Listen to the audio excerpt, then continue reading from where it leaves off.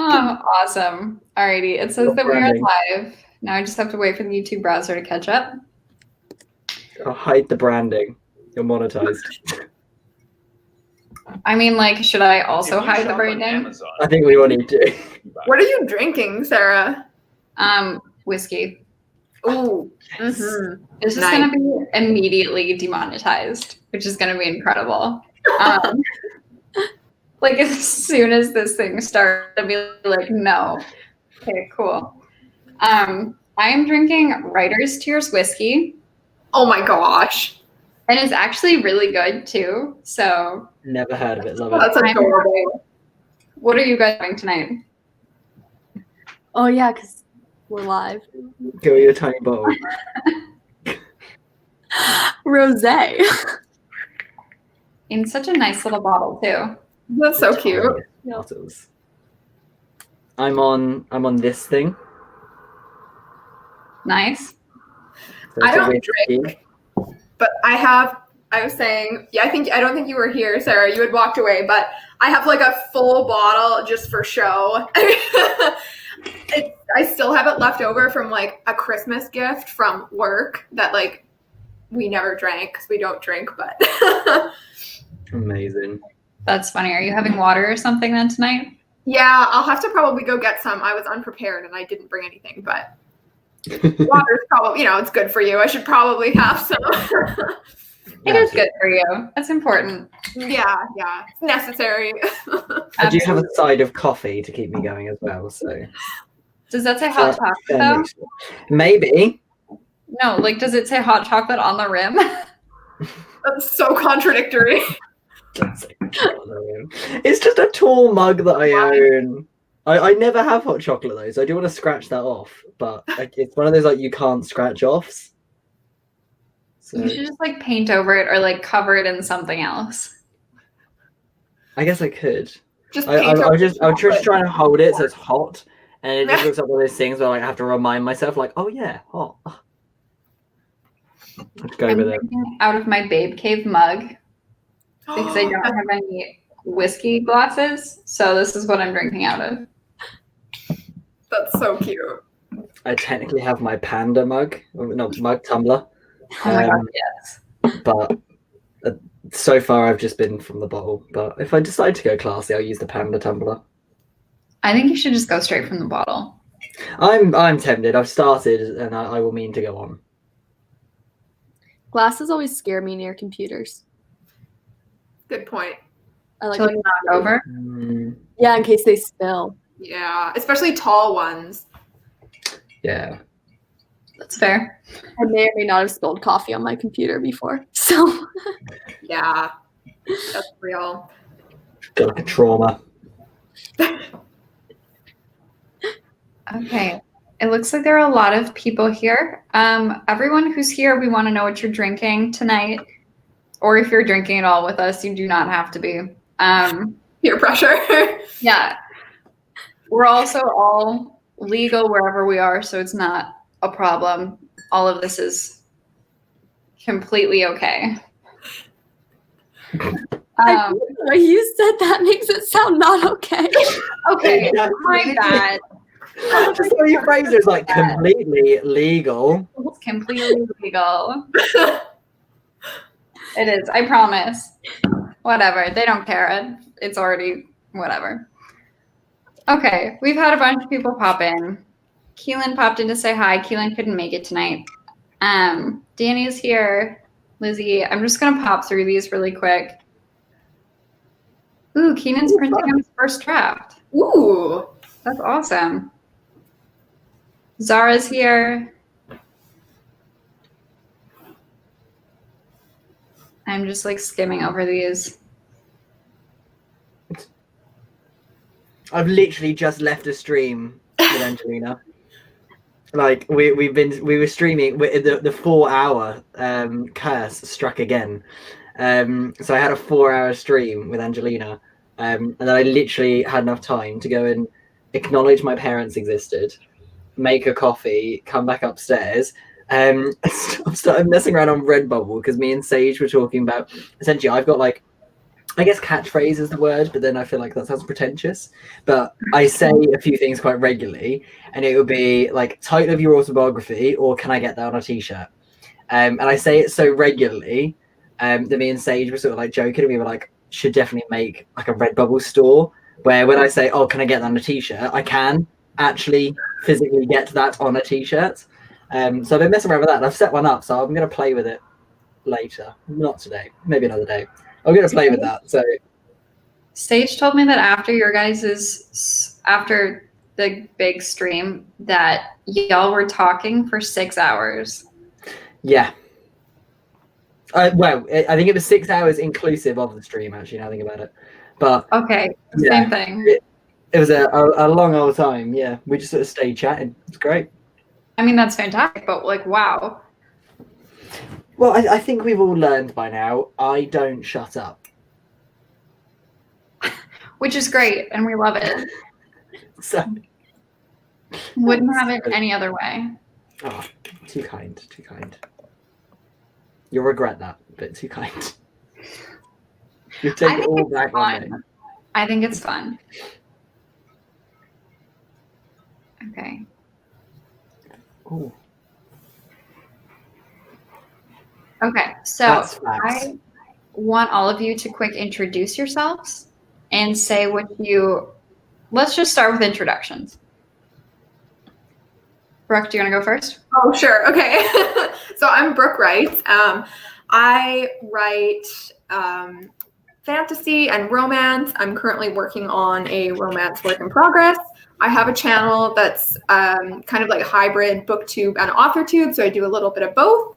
I do like daily vlogs sometimes and book reviews and reading vlogs and stuff like that. So if that's something you're interested in, go ahead and check that out. I'm Angela, and I write young adult contemporary and young adult thrillers. And I have a channel that's mostly, to be honest, writing blogs and then like some like writing motivational type content. And then I do live streams every Sunday at 2 p.m. Eastern Standard Time. I still haven't planned an introduction. I'm just a babbling Brit. I like to talk about my own struggles, and I fail at pretty much anything I set my mind to. So if you watch Angela's videos and feel highly motivated, and then don't reach the motivation, pop to me afterwards, and we'll have a great time. That's my introduction for this time. A great intro. All of their channels are linked down below if you guys want to check them out after this. So today's August 1st, which is weird because it feels like July 20th. So God, it feels like July 512th. that too, yeah. I mean, to be fair, it's still like what, March 512th. I was gonna say I'm still in March. I don't know where this year went. That's fair. Lockdown's been half a year. Like, we should appreciate this. It's 5 months, right? We're not actually at half a year. We're yet. not quite at half a year, no. We're not. I don't know. It started here in like mid-March. Same. Yeah. I mean, at least Canada and the UK, you guys will probably get out of it. I mean, is the States even in lockdown anymore? Like, what are you guys even doing over there? Well, we're supposed to be in lockdown. Are you? Yeah. Yeah, like my province is pretty much like not normal. Like, I mean, if you go out in public, you can definitely tell it's not normal. But I mean, like, we're pretty well off compared to most places. We're just a disaster. Oh, that's fair. It's 4 months. It's been 4 months. I've just counted it. Okay. So it's been a third of a year, which is still ridiculous. Yeah. Yeah, like I've been like working from home for 4 months. It's ridiculous. I Wow. took on a new job working from home. Like my old job was, I worked in retail, and so the store was shut, obviously, and so that wasn't an option. But my store then launched like virtual customer service essentially. So if you're like browsing the website and you're like, oh, I don't know what to buy, you can press a little button. You come through to like video chat me. And I'm like, hiya, how can I help? And they're like, oh, I'm looking for this kind of product, but don't know what I'm looking for. And I'm like, well, good job, I know how to help. And that's now my job. And so I now just do that from home. So I've gone from like serving customers in store to essentially answering questions online. It's really bizarre, but yeah. And I've been told great news that my second job doesn't exist and is now illegal. Isn't that exciting? So I'm a singing teacher, and due to coronavirus, you're not allowed to sing in public, yet alone have singing lessons, because that's banned over here. So I was told from the theatre company that I work for, they were like, so you're a singing teacher, and it's currently illegal to sing in public and / or teach singing. So good luck with that. But thankfully, they just transferred me to dance. So I'm now a dance teacher, guys. How fun! Is that because you like it's hard to wear a mask when singing? Like, does it have to do with like this potential spread? It's basically because when you sing, like more spit comes out. Ooh, and fun. obviously like corona's like spread through like bodily fluids. I hate the phrase bodily fluids because it sounds way more different than it's meant to sometimes. So I'm being careful. I've learned. Just say droplets. Droplets is a much better phrase to use. Yes, I will adopt that. But yeah, that's why. So it's the same reasons like we still haven't got theatres open or anything, because well, I say we haven't got theatres open. Theatres are told they're allowed to open, but you're not allowed any live shows. So I didn't really see the point in it. That's super weird. And you have to acknowledge a 2-meter distance between audience seating, except the way an airplane works is if you're wearing a mask, you can be like 1 inch away from someone, but if you're sitting in a theatre, you can't. Never understood that logic myself, but that's because airplanes want to sell plane tickets. Yeah, because the tourism industry makes way more money than the arts industry, because that's how that works. Pretty much. Okay, so what were you guys working on for camp, and did you finish it? Did you reach your goal? That's funny. Oh. Do you want me to go first? Are we going in like Whoever? Okay. I guess I'm already talking. So I was working on my romance novel. I just finished a first draft before camp and printed it and was working on editing. I was hoping to get the whole thing edited in this month. That did not happen. I got partway through, like not even half, and then I realized that I'm having what I was calling middle novel syndrome instead of like middle child syndrome. And then like the middle of the novel is just a complete mess. So I had to kind of start working on that. So I got about a quarter of the way through, but I'm totally okay with it. Okay, nice. So I kind of had 2 goals, and the first was to finish my young adult thriller, which I did. So I wrote about 30,000 words. I almost said 3,000 words. I wrote about 30,000 words on that. And then I made some edits on my contemporary, just like, so it was like some small fixes, and I wanted to start reading through it today, but I didn't like do any reading of it today. So hopefully I can start that tonight. Awesome. I think we had the same goal, and I definitely hit like half the goal. Like I was nowhere near 30k, which was what I was trying to do. But I've realized, okay, right, real talk. I've realized that I need to be more positive in my life, and I need to understand that, you know, yeah, I may not have hit that goal, but I still did something. And what I've acknowledged is the 45,000 that I thought I had. Actually, 20k got binned. But the other 25k I've realized is actually 2 books. So I now have 1 book with about 10k and 1 book with about 15k, because I've realized that essentially the issue was I was trying to write 2 books as 1 book. And so now I've split them up. It makes a lot more sense. So I'm being more productive with it now. So I'm taking that as a mad loss in words, but a big old gain in productivity. Is it 2 books in like the same series, or are they 2 completely different It's a sequel. Yeah. Okay. But Very cool. I've realized, because the main issue I had, right, slight spoilers, but who cares? The main issue I've had is a particular character is like good guy in one perspective, bad guy in another perspective, and it was meant to be like a plot twist, and I couldn't figure out how to connect the two perspectives because I was like, these two characters don't know each other at all. I was like, but they know this person in mutual, and I just couldn't figure out how to do it. And I've realized it makes a lot more sense because they're totally different timelines. Just make one book, and the sequel, leave the plot twist for that sequel. Yeah. And so I've just saved it all there, and it's suddenly everything else. It makes a lot more sense now I've done that. So I'm having a great time with it. Well, that's good. How did you do? Okay, so my goal is also 30,000 words. I got to 23,000 words. I have a whole video coming out about it on like Monday. Supposedly, if I edit it tomorrow, which we'll see. Supposedly, it's coming out on Monday. But I got to a point where I realized that what I was doing was actually going to be counterproductive to both future me working on the book that I was working on and future me in August now working on the third draft of my project DE. Mm-hmm.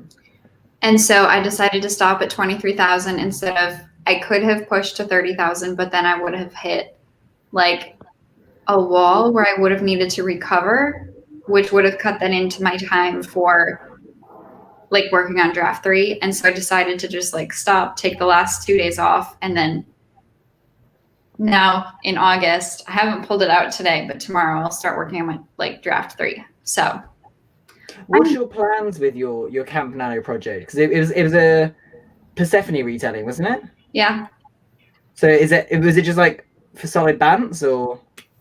it was just because I hadn't started something in such a long time that I wanted to like give myself that freedom, just because I had been working on my project DE for like 4 years now. Mm-hmm. And I hadn't started anything in like a solid 2 years. And so I just needed to like draft something because I was deep in edits. And so the idea struck me like right before camp, like a setting for this story. And then I started writing it. Cool. And then I sort of tried outlining, but then I got to a point where I was like, I can't keep pushing myself through this because I'm going to like end up deleting some of these words anyways. And so I just decided to like stop. Fair enough. Yeah. So who knows if anything will actually happen. I was literally just about to say, do you think you're going to come back to it at any point? Oh, like probably, but not until after DE edits and stuff are done. Probably. Who knows what I'm going to do for NaNoWriMo, but it's too early to think about that. Oh, absolutely. Yeah. Oh, yes. Yeah, that just sounds painful right now, so we're going to pretend like it doesn't exist. Also, question, while we're on the topic of Project DE, Sure. have you titled it? And that's the initials of the title? Like, I've just always been curious because all of your projects are initials. Yes. And so I'm just curious, like, is DE, is that like a definitive title? Like that is what it's called? No. You don't want to reveal the title, so you just like abbreviating it? Or DE where does that come from? is the abbreviation of the original title that I gave it that no longer applies to the story. Cool. Okay. So when I'm like further along in the process and after like a legitimate title has been chosen, I will like share what that was. Mm-hmm. It wasn't like now, a good title, but that's what it is. And that's why I shorten all of my projects that way. Is like the original concept for the story or the original title doesn't apply. And so then I like give it just the initials. Cool. Or the abbreviation. Cool. Okay. I've just always been curious. So took the opportunity, I suppose, to poke. It's a good question. I'll open it then. What do you guys do? How do you name your projects? Because for me, I name a project based on whatever gave me the original inspiration, whether it's relevant or not. So my current project is Project Blood People. Now, the phrase blood people and concept of what that may conjure has absolutely nothing to do with my current work in progress. Or progress. I always pronounce that differently. But I heard someone tell me a nightmare where they used the phrase blood people, and that was my inspiration to start writing, hence the name. But it's not going to be the title or anything. So what do you two do? So that's the title for right now, and then in the future, you might retitle it? Oh, I'll definitely retitle. I'm not keeping it as Blood People at all. But I haven't figured out what it's going to be. To be fair, I may use Blood People for the sequel, I think. It's definitely more relevant for that. So that's exciting. It's definitely not really relevant to the first one, but I haven't realised what that could even be yet. But yeah, but it is one of those stories where it started off being something totally different to what it is now. Like, it started off, like, the idea of where Blood People came from. My flatmate told me that their sister had a nightmare where they were being chased in the middle of the street by people that suddenly started turning themselves inside out and like had all their organs on the outside and like running after them with like their livers floating against their shoulder and stuff. That was the original idea. Oh my gosh. Which doesn't feature at all in my book yet. But that was the idea. Where yet is the key part, indeed. Be ominous yet. Yeah. Oh, I'm a spooky kind of guy. But yes, it doesn't feature anything yet. But that's where that came from. And the original idea was that it was going to be some sort of like curse that caused that. But then the more I thought about it, I was like, wow, that sounds horrendous. Like, that sounds the most boring shit I've ever heard in my entire life. I'm definitely not doing that. And so it then slowly like evolved and then de-evolved and then evolved again. And I'm now at a point where I think I'm writing fantasy. I don't actually know what's going on anymore, but I now have like this like really weird village in like a very alternate universe with like a totally different like religion that like has total control over this village, and that causes what happens inside when a newcomer arrives to the village and disturbs the peace. So it's got nothing at all to do with anything to do with that nightmare. But I kind of like it, so I'm going with it for now. Interesting. I say for now. Check back me in 2 months, and I'll change my mind again. Okay, so there are 2 comments that came in for RP. Sage said it was 6 hours post-stream. Stream ended at 10 p.m. her time. We stopped harking at 4 a.m. my time. See, I couldn't even remember. But cool, there we go. And then Maria said... After was in the other stream earlier. Oh, dedicated. Love that. And then Maria said you're failing at failing. Yeah. Okay, cool. Pretty accurate. Yeah, I'll give that. Wouldn't it be good, though, if you're failing at failing? I mean, technically, except I feel like that still makes me a failure because I can't even get failing right. Okay, so Angela and Brooke, how do you guys title your projects? Yes. You go ahead. So I don't have a title for the thriller yet, which is a little bit interesting. And then the YA contemporary, the current title that I have, and I don't really want to say it because I've heard that if you want to be traditionally published, you shouldn't say your title beforehand because they might change it. But I like wrote a line in the book, and then like a couple of the words in the line, I was like, oh my gosh, that's it. That's the title. So that's kind of how it came up. That's cool. Is that what your document is saved as then? Is that title? It might be. Honestly, there's a chance I have it just saved as like contemporary or what draft it is, because I'll sometimes like vlog like my computer. Yeah. I don't want to ever like reveal it accidentally. Fair. Yeah, mine's like very similar. So my romance novel right now is called Worst Ways to Love, which came from, like there's a scene in the story where main character is like talking to her like current love interest, and she's telling him about like her like unrequited love for her best friend, and she's kind of like upset about it. And he had a super bad relationship in the past, and he's like talking about it. And he says to her, like, I just want you to know there's worse ways to love someone. And then that was kind of like what turned into the title. So I don't know if I'm going to keep it as that, but I really, really like it right now. And like when I came up with it, I was like, oh yeah, this is it. So I don't know. That's a really good title. Yeah, that's a great title. Oh, thanks. Like, don't get me wrong, I'm not like a romance fan. at all. I don't know if you could tell, but lovey-dovey is not my style. But that's a good title. Like I could see that on a cover. I'm honored. Okay. It may not be something I would pick up. Read recognized romances when they come out. Oh, I'll definitely read it in support of you, 100%. Like, that's not a question. I would do that. Will do that. I will change. Thank you for the vote of confidence, Will. Yeah. That's a very strong word. No, you could, but like literally, when I see somewhere, but when I see it's out there, I will definitely purchase it, of course. Well, thank you. But it's just more of like as a genre, it's not something I would actively go and seek. But it's just because I'm a dick. I mean, like most men probably, like, not to like generalize, but like typically it's more of a woman thing, is reading romance novels. I mean, that would be your target audience. Yeah, like this is a bit, I say a bit TMI. It's not. It's just not something I've ever spoken about on the internets before. But I definitely wouldn't say I like fully identify with like masculine items. Like I really don't feel like, and I feel like anyone that knows me would go, yeah, fair. I mean, I'm a singing / dance teacher. Like, let's be real, that in-sleeve has like red flags.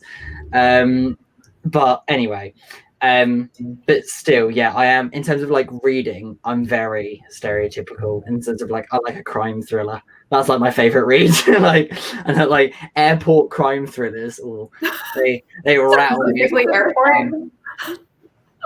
Oh, like you find them in an airport. Yeah, is that not a phrase to you? I've heard about airport reads before. Okay. I've heard of that, but as soon as you said that, I understood that to be like crime thrillers that take place in airports, not that you read in airports. That is the most specific thing I've ever heard. Like, I will only read crime novels that occur in airports. Yeah, that's what I was like.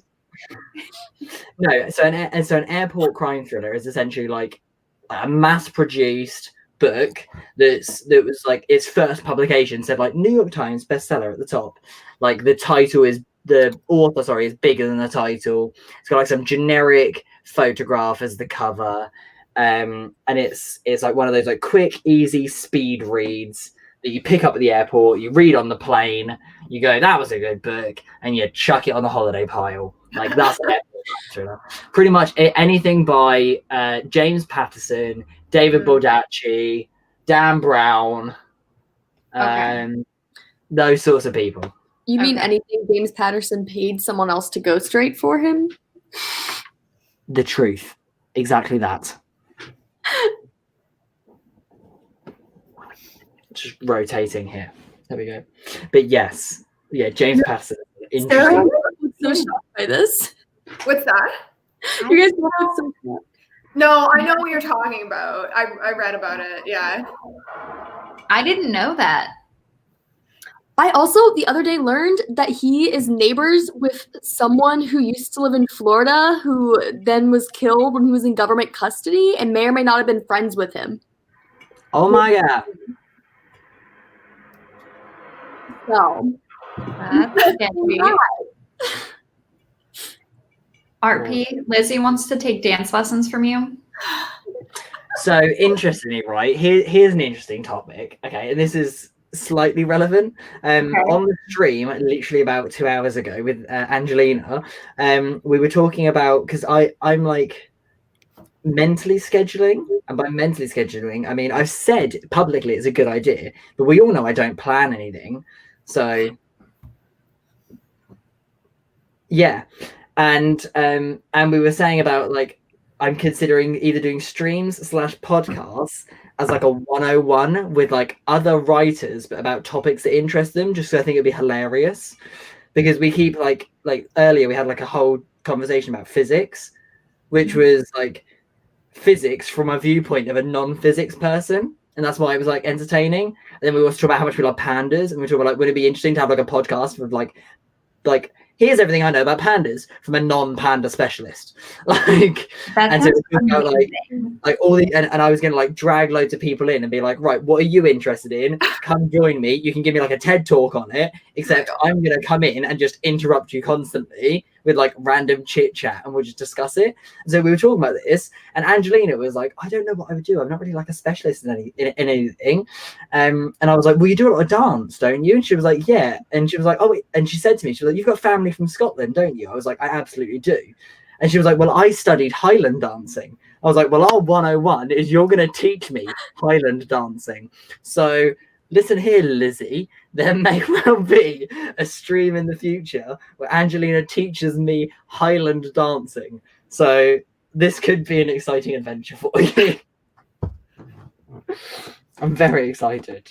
But I haven't taught dance in months. Like, I used to be a dance teacher voluntarily, and then I moved to teach drama instead, also voluntarily. And then I moved to be a paid singing teacher, and I voluntarily taught dance on the side. But my dance then stopped when I moved to uni because of like time spans. Like, I was in uni Monday to Friday, like as in different city, and I lived there, so I couldn't commute for that one like voluntary lesson. But the paid singing I was doing was on a weekend when I came back to my own hometown to teach that. So now that that's being changed to dance, I'm going to need to get back in shape, man. I need to What go. kind of dance do you teach? I mean, I'm going to use the phrase musical theatre because that's Okay. what I teach. But I'm going to use the term qualified. I don't have paperwork for it, but I'm trained in teaching like modern and contemporary dance as well. So things like music videos, things like pop, things like rock, alongside like musical theatre, alongside contemporary dance. I'm all trained in, but I don't actually have like any certificates in it. I've just got 13 years worth of experience, if that counts. Wow. Okay. So yeah, so dance I teach. That's really cool. I want that podcast or that live stream or whatever so bad. Yeah, that would be fun. I'll get on it. Even more evil, what if you didn't tell people the topic they were talking on until they got there? And it was just tell me everything you know about random topic. Amazing. Even see, this is why I don't plan anything, because the second I start speaking, someone else has a better idea. And so I'm just gonna steal that and adopt it. I'd better be a guest. Sounds fun. If you can think of a topic, you're more than welcome. Like, seriously, I'd be honored. So think of a topic and tell me a date, and you're in. Done. If this is That a real extends thing, to the I other have two of you, by the way. if this is a real thing, I have ideas and I want to be on it. Yeah, I have ideas. Okay, amazing. Great. We'll God, get it's into not that interesting. Like, I'm sure that you have something that you're just like not thinking of like right now that Probably. you think is like super crazy cool or something, but like is like amazingly cool to anyone else. Yeah, absolutely. And I've noticed the main way I have figured it out, if you like, is by being on streams with someone, randomly doing as I do and not shutting the F up, and start talking about something. And then that person happens to go, oh, actually, I'm really interested in this. And then we carry on a debate. And then I'm like, so we need to do a 101 on this. But I also want to come up with a better name than 101. I feel like 101's like cliche and crap now. So when I come up with something, we'll have a big time. But until then, I'll keep you in mind. But it's good to know you're there, because my like personal issue with rejection means I don't invite people to things, because I'm like chronically terrified if someone denies me. So I never invite anyone to anything at all, ever.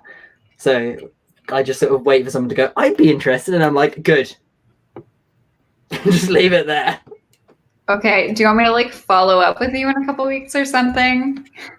Now you've said you're interested, I feel comfortable enough to approach the topic. Oh, totally. Prior to that, I would have never, because I would have been terrified of saying, hi, I have this idea.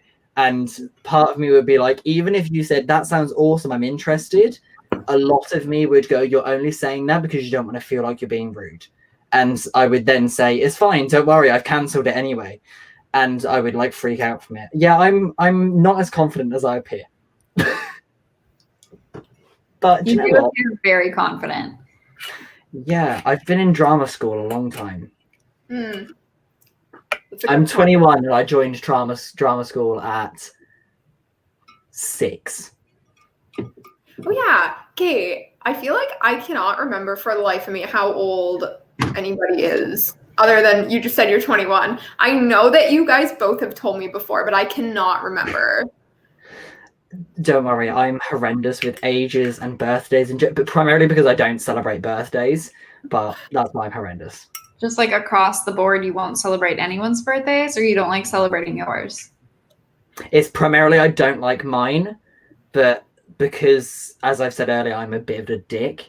That does extend to if someone else doesn't specifically say, I would appreciate it if you celebrated my birthday, I won't naturally do it. Interesting. So if someone's like, I'm having a birthday party, I'd be like, cool, count me in. Like, I'll be there to celebrate with you. Mm-hmm. But if someone just happens to have a birthday and Facebook is like, bonjour, this is a birthday, I'm not going to write on your timeline. Interestingly, somewhere, I forget which video it is, but there's a video where, if anyone's interested, there's a video on my channel somewhere where I read an extract. In fact, I've remembered because it's a video I've considered taking down. That's why I've remembered. It's called Birthday Gifts or Gift, one of the two. I don't remember if it's plural or not. But I read an extract from my novella that I did self-publish and now I've taken down, where it has like a rant about birthdays in it. And that like absolutely sums up my idea on birthdays. But long story short, it comes from my like stem of rejection, and birthdays, doesn't matter how you look at it, is a constant spiral of being upset. So I'm actually kind of the same way with my own birthday, not other people's, but I get so anxious the day of my birthday. Like I wake up and I'm like so anxious and I'm like, oh my God, what if no one like posts on Instagram about it? What if no one sends me a direct message? What if no one texts me about it? Like everyone hates me and like I won't throw parties. I get so anxious about throwing a birthday party. See, that on top of that, it's also then like, and I ranted about this, and it's in my novella somewhere. I may go get it and explain it. But on top of that, like even if you did throw a party, who do you invite? And the people you don't invite, what if they get offended? Then the people you do invite, what if they don't care and don't want to come? Then like did you judge your friendship too much? Like, and just that whole concept. And then the things of like presents, I tend like a proper Sheldon Cooper. Like if someone gets me a present for £20, in my head I'm then like, well, I need to give, like on your birthday, I need to give you something for £20. And I'm like, but if you've given me £20 and I've given you £20, we've both gained nothing. So why did we bother? We may as well just not do it in the first place. And the whole thing is just a stress city for me. I just can't take it. It's so stressful. Yeah, my friends had to plan my 21st for me because I was so stressed about it. And I was like, I need to have a 21st birthday party. But like, I was just so stressed to plan it myself. Like, I didn't even know who to invite. I was like, I don't know what to do. Why the 21st? Like, why? Never mind. Never mind. You're in Canada. It's not the same. Oh my God.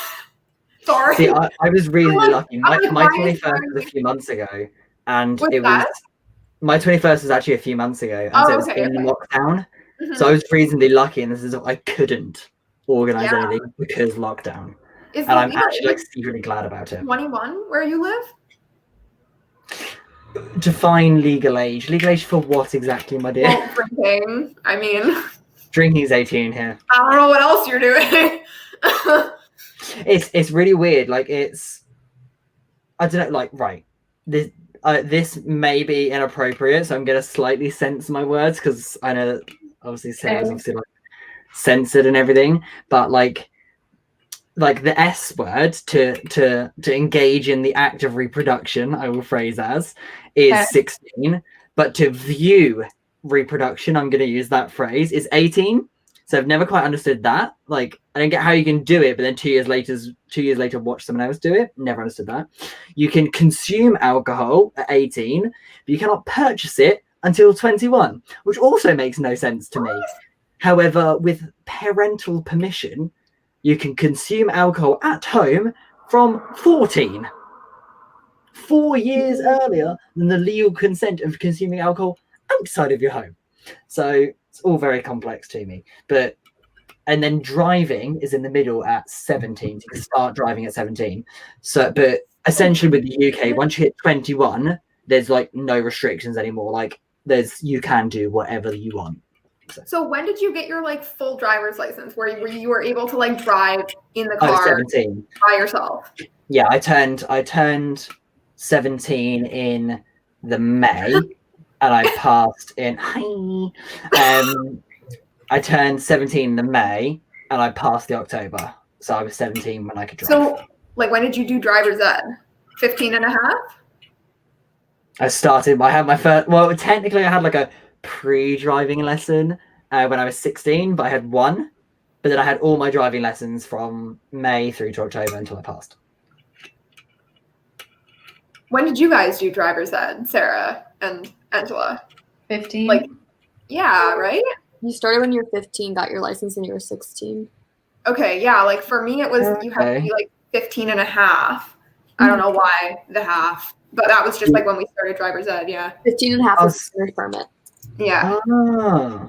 See, Yeah, for us, that you can't actually get like an official learners until you're 17. Like the date of your 17, you can apply for a learners. That's wild.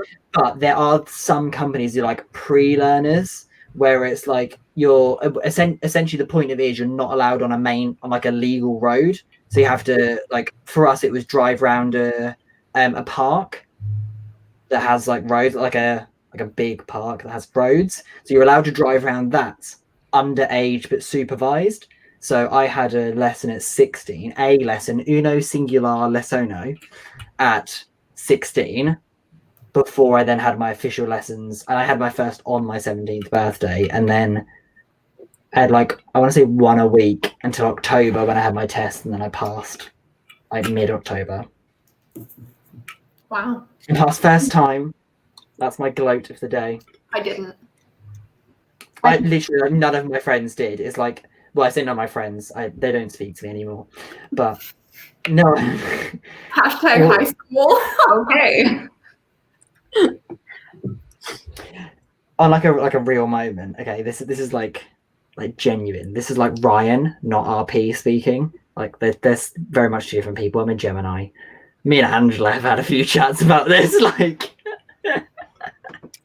we're very on par with our star signs. Speaking of which, can we discuss star signs in a moment? Yeah, tell us your story. Cool. So what was I even talking about? Gemini, rewind, high school. What was I talking about? What was in the middle of those two? Something about how you're Ryan and RP.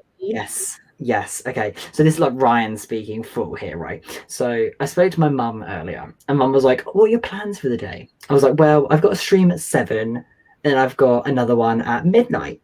I've got like a night out, night in sort of stream." And my mum was like, "And these are people you've never met, like in person?" I was like, yes. I was like, but I've always had like more online friends that have like online friends. And mum was like, friends? Like, you don't know them. And I was like, do you know what, Yvonne? That's so true. No, I don't know these people. But then it sort of put me into this downward spiral, and I was like, do you know what? On like a daily basis, even if it's just like one message a day, okay, I genuinely speak to more authortube people than I do physical friends I have. I have since quarantine. Well, this is quarantine. That's when I started authortube, really.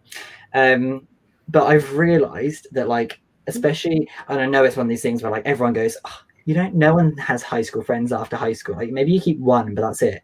But like genuinely, I have no friends after high school, because one was an ex that will now not speak to me.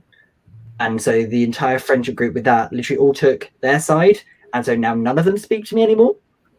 Even though, like, of all 11 of the people in this friendship group that I had, like, because one of them is my ex, the other 10 at no point at all have ever spoken to me at all.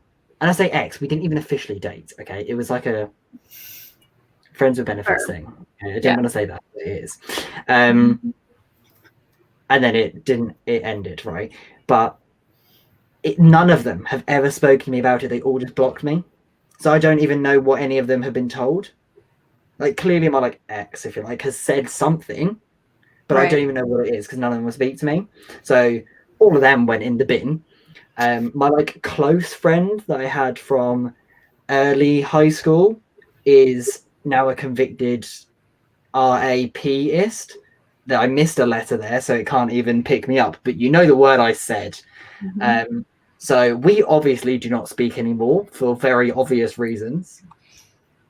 I recently broke up with a relationship. I essentially ended a relationship with a week before I started AuthorTube. So I no longer have that person anymore either.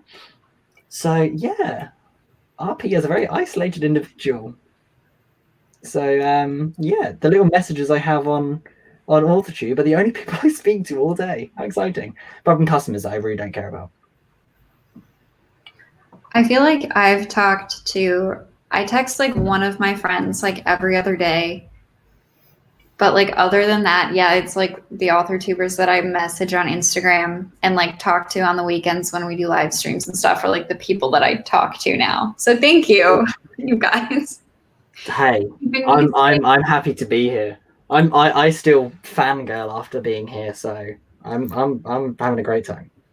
I have Yeah, sorry. No, go ahead. I was gonna say I have a theory about friendships that most of your friends you're friends with because of proximity, and then when you take away proximity, the people that are left are the people who have the same passions as you, like your kindred spirits. So that's why, because of quarantine, we don't have the proximity friends. So we're becoming really good friends with authors because we're all like kindred spirits. That's fair. That's so true. Mm-hmm. I love how in tune with everything you are. I do love it. You're such a spiritual, like internally spiritual person. It just makes me happy. Yeah, no, I was just gonna say, like, when you asked me to stream with you, Sarah, I like after we streamed, I was like talking to my boyfriend, and I was like, oh my god, you'll never guess what just happened. Because I was like watching your videos, and then all of a sudden I was like, oh my god, I'm like on her channel, and it was so fun.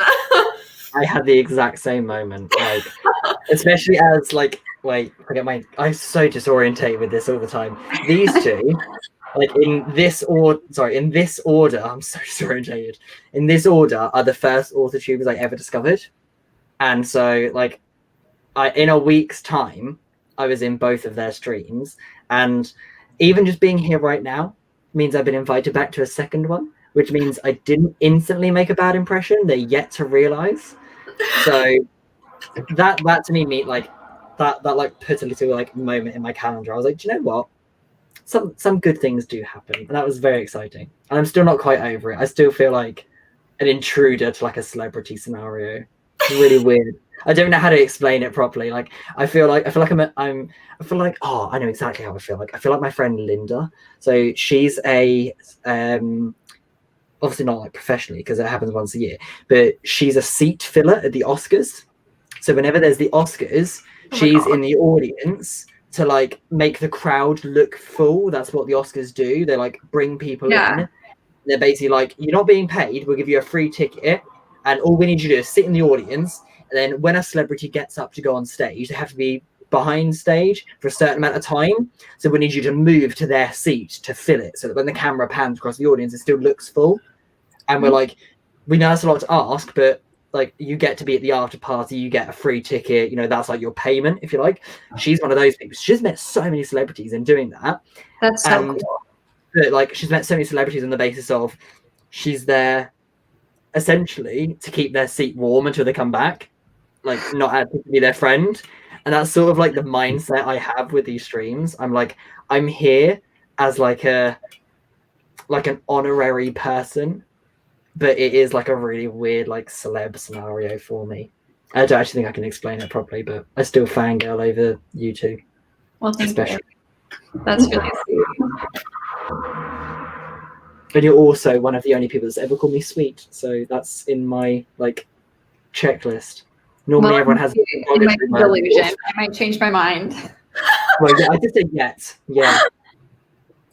Wait till you either read anything of mine and you'll instantly go, wow, he should be in prison.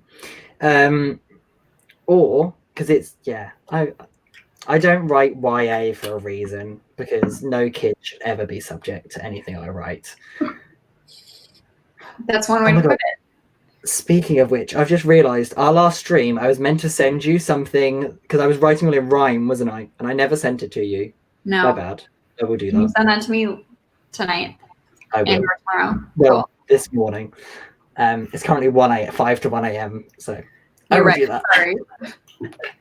That's fine. It's the same as you started the stream by going, so it's the 1st of August. I was like, it's the 2nd.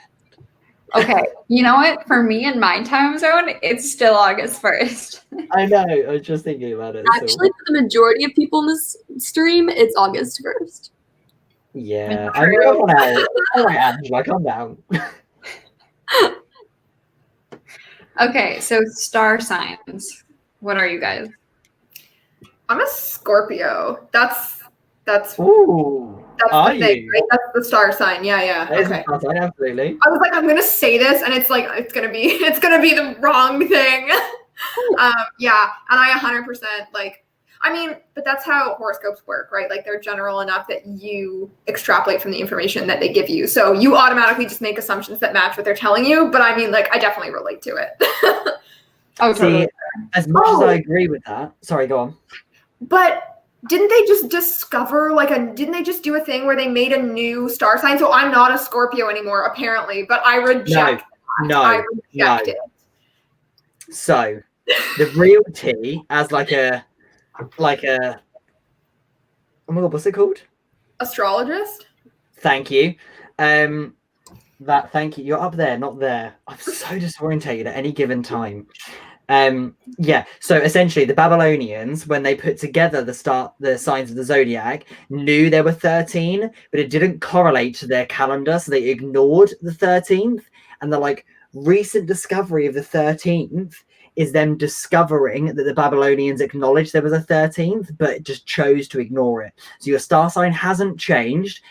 It has been that star sign, the osteoporosis, Yeah, whatever that is, that has existed since the beginning of time, but the Babylonians deliberately decided not to include it. Your star sign has not changed. The discovery of this new star sign was a discovery that the Babylonians acknowledged there was a 13th, not that there actually is one. So you have not changed. Remain as you are. Have a wonderful time. As the brave, loyal, essentially Gryffindor you are. That's pretty much what that star sign would connote. Are you a Gryffindor too? No, I'm a Ravenclaw. I'm a Ravenclaw as well. That's a Ravenclaw. Sarah, be a Ravenclaw. Don't ruin this. I'm a Hufflepuff. Yes. I used to like when I was a kid, I was like, oh, I'm a Gryffindor. But I mean, like, I feel like every kid is like that because like Harry, Ron, and Hermione are Gryffindors. So like it wasn't until I was older that I was like, I actually decided to figure it out for myself and make a decision. I used to think I was a Slytherin until all my friends told me I was a Ravenclaw. You're definitely not a Slytherin. You're a Ravenclaw. You're 100% either Ravenclaw or Hufflepuff, like, so easily. I like saying that I'm a Hufflepuff with Slytherin tendencies because I like occasionally thinking like a Slytherin, but like I know that I'm not. Yeah, you strike me as a total Hufflepuff though. Like now that you say that, like 100%. I love it. I love it.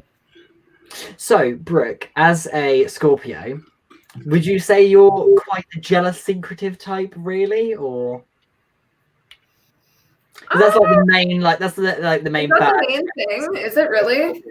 Yeah, like the main bad things of a Scorpio would be. I know it's like you're very jealous, like, and you can be quite. It's like a collection of the worst traits. Like, no, I wouldn't say I'm jealous or secretive. I don't vibe with that description, but like definitely like a ton of the stuff. Also, loyal, trusting. Is relatives thing an ACOTAR? Is that an ACOTAR reference? Is that like Ilarian? Is like I know that that's a teddy bear, but the bat wings, teddy bear. The bat wings just like make me think of the Ilarians, and I just wanted to know if it was Illyrians. Do you say Ilarian? Oh my god, what is it? I say Illyrian. I don't know if that's right or not. I don't know what we're talking about, so you haven't read the book. I don't know. Okay, but like I just feel like it could be an analogy for like Resand because, you know, he's a big teddy bear. So. All right, Write-A-Tip, if you're still here, please let us know. I want to know. I've been eyeing that up the entire time. But anyway, I'm sorry. Sarah, your star sign, please. I'm an Aries, but an Aquarius rising, and I feel like whenever I read horoscopes, which is not very often, but whenever I do, just for like fun, I feel like I identify much more with the Aquarius ones than the Aries ones. Okay. But yeah. What is Aries rising? Like, what does that mean? I don't know horoscopes very well, or star signs. RP, do you know what it is? As far as I'm aware, right, not really, to be totally honest, but as far as I'm aware, it's like you're on like the cusp. So it means like your next like incline would be the next star sign along. Oh, I'm the opposite. Like I'm just like one day into Scorpio. Right. See, I'm Gemini, but I rise into, I think I rise into Taurus off the top of my head. I can't really remember, to be honest. I don't really pay attention to that sort of part. I just sort of stick to the main thing. It's interesting you're an Aries. It kind of makes sense. Why is that? Well, just on the basis of like Aries are like always very like determined people, and they're also sort of like quite like courageous and like brave kind of people. And you strike me as one of these people where you will like set a goal that's like very different to what you would normally do, and you will strive to do your best at that goal, which is like a very Aries trait. So just on that basis, I'm like, yeah, definitely. Okay, I'll take it. Queenie over there is 100% Capricorn, like through and through. Yeah. Like chilling in the corner there is like everything has to be planned, structured, followed to a T. Like absolutely, like Capricorn o'clock over there. Okay, I do want to touch on Renata's comment really quick. That says AuthorTube showed me that my dreams to be an author can be. I'm so sorry, reading is hard right now. AuthorTube showed me that my dreams to be an author can become a reality even with its ups and downs, and I can be happier discovering such a wonder. Oh my gosh, reading. I couldn't be happier discovering such a wonderful community. It was such a nice thought until I actually tried reading it and I butchered it, but I totally agree, Renata. Yes, absolutely. Yeah, 100%. Anyways, I just had to jump in and share that one because I thought that was really good. That was a good comment. I was hoping you were going to do that. I saw as it came in, and I was like, oh, I hope you click on this one. Yes. Just while we're still on like rewinding slightly to star signs though, one thing I am sort of considering though, Sarah, which confuses them, what surprises me in a way, is Aries, like war style, are known for being like confrontational and aggressive, and I don't know what other words about, like short-tempered. And you don't strike me as one of those people, but I don't know if it's like just your internet persona that's different. But like, you don't strike me as like a moody, short-tempered, can be kind of fiery kind of person. You seem very relaxed. I am not short-tempered. I think it takes a lot to get me worked up about something, but I have, when it becomes necessary, I have like lashed out at people and like ended friendships because I finally like realized how not good a person was being and decided to like shut that down. I didn't want to be friends with them anymore. And I actually like love confrontation because I like, one of my favorite things in conversation is when the other person is nervous, like in an in-person conversation, when the other person is nervous and so you don't talk. And so they fill the silence and they say like way more than they would normally say. Oh God. Wow. That was our stream there, wasn't it? No, but it's like, it wasn't bad. That was super entertaining, but it's fun, like not a power play because that's not the right phrasing, but it's just like interesting. That's like a fun, like psychology tidbit that I love is that you can like just be quiet if someone else is. That works fantastic on first dates because like the other person will just like keep talking, and they will like say things that they would never say on a first date, so you get to know them better. So My man Capricorn over here does the exact same on Tinder. you got to share that. What's up? I'm dropping you in it. Sorry, Angela. It's too comedic. The fact that I said when you go to foreign countries, if you download Tinder and match with people and then just ask them where to go, like what the popular places are to go and what they like to see in the town, then you can get a bunch of recommendations and then you don't ever have to meet up with them. I thought this was such a good idea.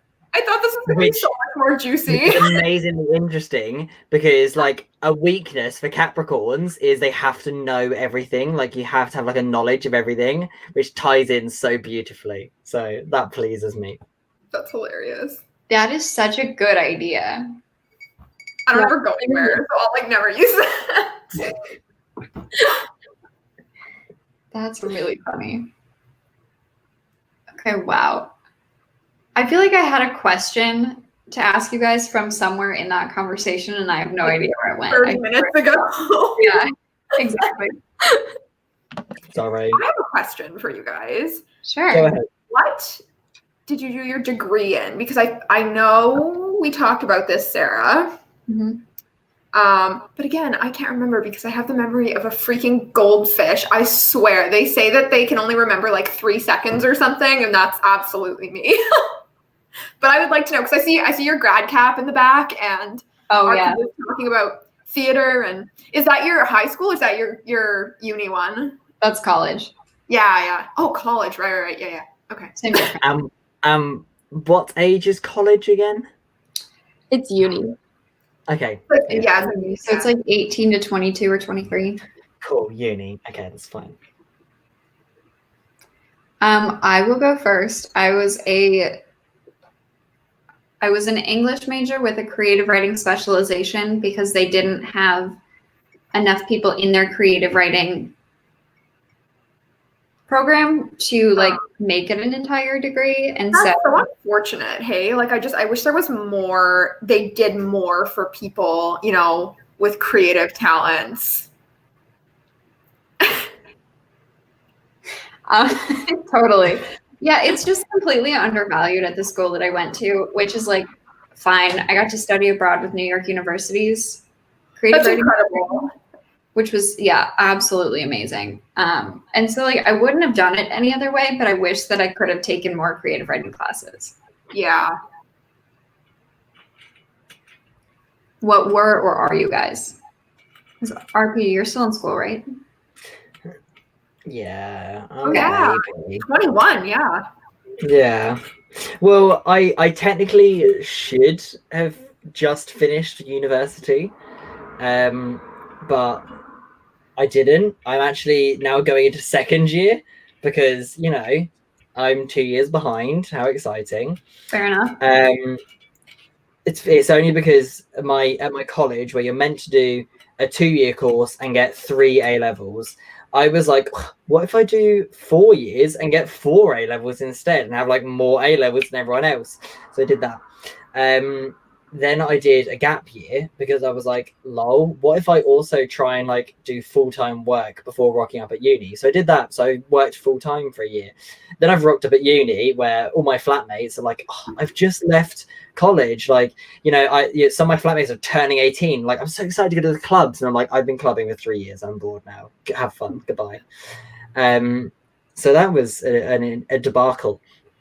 So yeah, I'm technically 2 years ahead of everyone, but I'm now going into second year of uni. I study English literature with creative writing.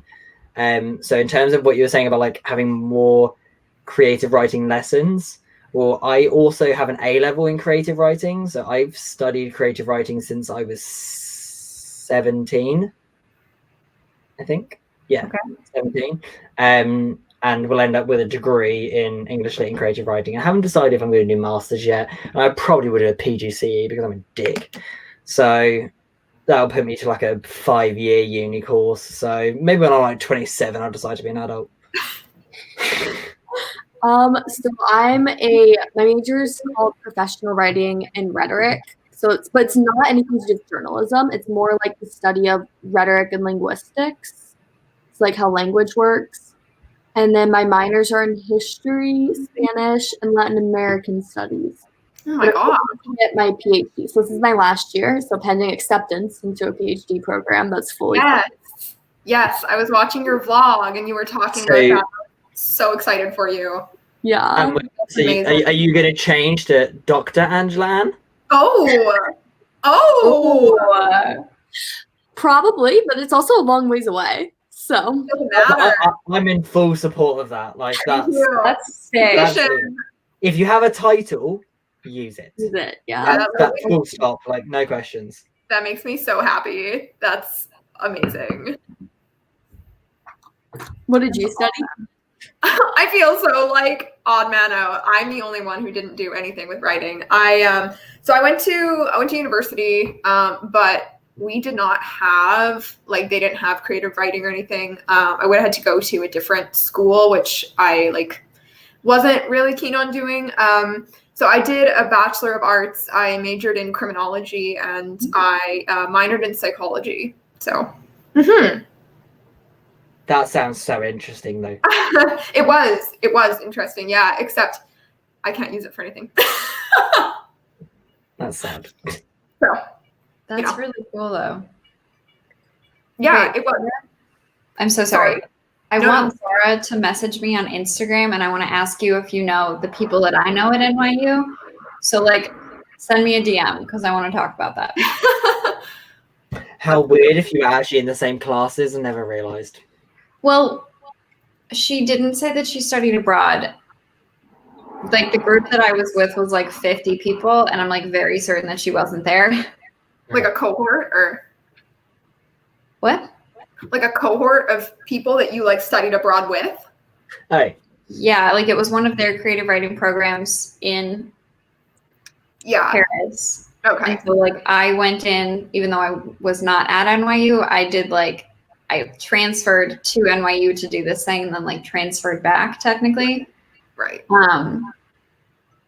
And so it was we all lived in one building, went to classes together, and there were 3 different, it was you could either be in fiction or poetry or nonfiction, I think. And those were the 3 choices. And then you went to all of the same classes for whatever thing you were in. Yeah, that's what we call those cohorts at at my university. So if you're in say the nursing program, you go around with the same cohort of say 50 students and you go to every class with them, and I don't know. Okay. It looks like interesting. My uni's so different. My flat, as in the people I live with, are totally random. I live with I'm instead of doing English, and I live with a chemist. I live with a genetic biologist.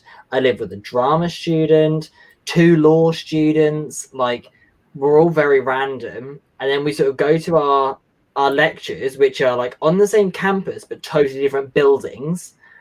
As in, it's an entire my campus is a town. You could actually get in a car and drive between some of the buildings. And so we're totally apart and everything. But then even the people that are on my course are totally spread out. So I will go to a lecture and with 300 and something people, then go to a seminar with 10 people. But every semester those seminars change, and so I never have a consistency of people at all. I've grabbed maybe 1 or 2 people that I stick with, and I will meet for lunch and stuff to chat with because I get on with them. But my lessons are constantly changing, and it's really weird for me, especially as a writer, because it means you never get to know someone's style. Because the second you start speaking to someone, you're oh, this is what you do. Oh, I know your habits. They're okay, bye. So it's a very odd loop I'm in. Okay, Writative gave us his answer on what his avatar is. And it says, part 1, LOL, I was teasing a friend about a vampire going in to bite a child, and they accidentally bite their teddy bear, and it becomes a teddy bat. Okay. You stand on your balcony enjoying the night air. Suddenly, the flap of cottony wings and the gentle fush-fush feet as you feel plush fangs soft against your skin. You've been bitten by the teddy bat. It's not dangerous, but it's adorable. So it's not Malarian, apparently. Okay, that's sad, but it's a hilarious story. That's funny. And then someone said that they want a children's book about that. Yeah. I feel like that's an inappropriate children's book. Most of them are, though. Children's books are so weird. Yeah, they are. Question though, what happens when you get bit by the teddy bat? Yeah, can you be bit by it if it has like squishy? But equally, if you do get bit by it, what are the side effects? Like, are you going to spend the rest of your days walking around going like, hug me, or I love you? Like, what happens? Like, what is the side effect of being bit by the teddy bat? You don't bleed anymore. You just like stuffing just comes out. Oh my god, That's weird. This is becoming like a horror film with like someone walking around like, I love you, and like you try and stab them and stuffing falls out and they're like, like it's becoming terrifying now. Like, I'm marginally into this. It sounds like a good idea. Okay. The dawdling writer asks what an A level is. Oh, okay. I thought that was a common thing. So if I said GCSE, does that make sense? Does everyone have them? No. No, A level Here we is supportive. Okay, so at high school, so when you're up to the age of 16, at 16 you take exams and you get a GCSE, which is like your like basic education. Like that is the minimal thing where you go for any job. That's like the minimum level requirement they will accept as a grade. Like SATs in year 6, no one gives a shit. So like GCSE at 16 is like your main thing. College afterwards, so when you graduate at 18, is an A level, and you need A levels to then go to university to get a degree. That's like the progress. That's so complicated. Yeah, that is complicated. I just went from high school to university. Like it's. We have to have either college or sixth form. They're the same thing, but sixth form is a college attached to a high school, and a college is an independent building. It's the only difference. Yeah, you have to go to there to get A levels before you can go to university. Because if you go to a university with GCSEs, they're gonna go, what else you got? So you have to have A levels to back it up. You can have IB though to back it up, can't you? No, actually, a lot of people don't recognize the IB as like a legit thing. Like, is it like AP and IB? IB is like the international version of AP, so that's like what I did in high school. Oh, okay. Yeah, so I want to say it's like International Baccalaureate. Okay, cool. Baccalaureate. Yeah, so to us, that's like you get that at a GCSE thing. So that's English, maths, the 3 independent sciences, a humanities, and a language, and that's your International Baccalaureate. And so if you have that as a GCSE, that helps you get into a college, but only helps you in the sense of if they get, like, let's say the college has 100 spaces and they've got like 150 people, the people with International Baccalaureates will get picked first, and then they'll like weed through the rest. And that's literally it. Once you get into A level, no one cares about an International Baccalaureate anymore. Because in the US, it's different. I was always thought that was IB program was like a college program in other countries. Oh yeah. No! Once you're done with high school, like if you go in to do A levels, literally no one cares about an International Baccalaureate anymore at all. Because I remember rocking up to college, and there was some people there that were like, "Oh, I didn't study like a humanities or a language," and I'm like, "I did arts, humanities, and languages, and I'm here." And they're like, "Yeah, but now you're here, no one cares. Get over yourself." And I was like, "Well, I'm smarter than you, so get in the bin." That's basically it. Solid. How do you possibly figure anything out over there? Like that just sounds so unnecessarily complicated. Isn't that just Britain in a nutshell, though? Unnecessarily complicated. I was discussing this literally a couple of hours ago in this other stream. Like, I don't even understand what country I live in, because like Britain is a country. which is also known as the United Kingdom, which is also a country. But inside of that one country is England, Scotland, Wales, and Northern Ireland, 4 independent countries. So I live in England, which is a country, which is in the United Kingdom / Britain, which is also a country. But if England / the United Kingdom is a country, is that not technically is England then not technically a state? Which means, do I not live in the state of England and the country of Britain, or collection of countries of Britain? Like, where do I live? Who knows? Who knows?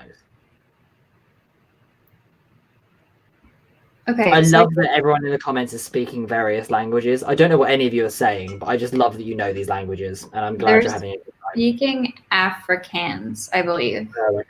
That makes sense. Yeah, they're talking back and forth, which is really cool, but I don't understand any of it. Why did you guys choose to start your AuthorTube channels?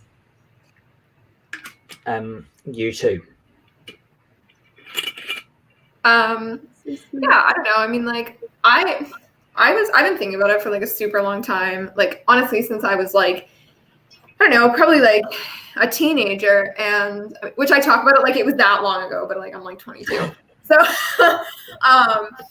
but yeah, I don't know. I mean, like, growing up, I feel like YouTube was like less of a thing, and it was kind of like a harder thing to start because I mean, like, cell phones weren't as good, and like you couldn't just like film on your phone because it was really awful. And I mean, like, I lived somewhere where the internet really sucked and whatever. This is a super long story, but so yeah, I don't know. I kind of got back into writing. I finished university and started a full-time job, and I was like, all of a sudden I was kind of like, oh, I'm literally just working and like I don't do anything else. Like, I need to find something else to do. So I got back to writing and I started doing this, and yeah, it's been super fun. This is like, tomorrow is going to be 3 months of me doing AuthorTube. So I'll be on a stream with you, Angela. Well, to celebrate. Oh. Crack open the wine. After 8 months of it being in my closet. Peer pressure. I'm joking. There's no pressure at all. Please don't feel like I'm actually pressuring you. It's all in good heart. I'm immune to peer pressure. Oh, good. Especially when it's coming from across, a different country. Good. It doesn't have the same effect. Good. I'm one of these people where, like, I will say something, and 90% of what I say is probably a joke. And so, like, if I ever say something and someone's like, "Oh, that was a bit iffy," I probably didn't actually mean you to take me seriously. So that's just how I am in general. So yeah, good. You stay as you are. As long as you're happy, you continue. I don't really know. I guess I've had a booktube since I was like 14. Oh my gosh.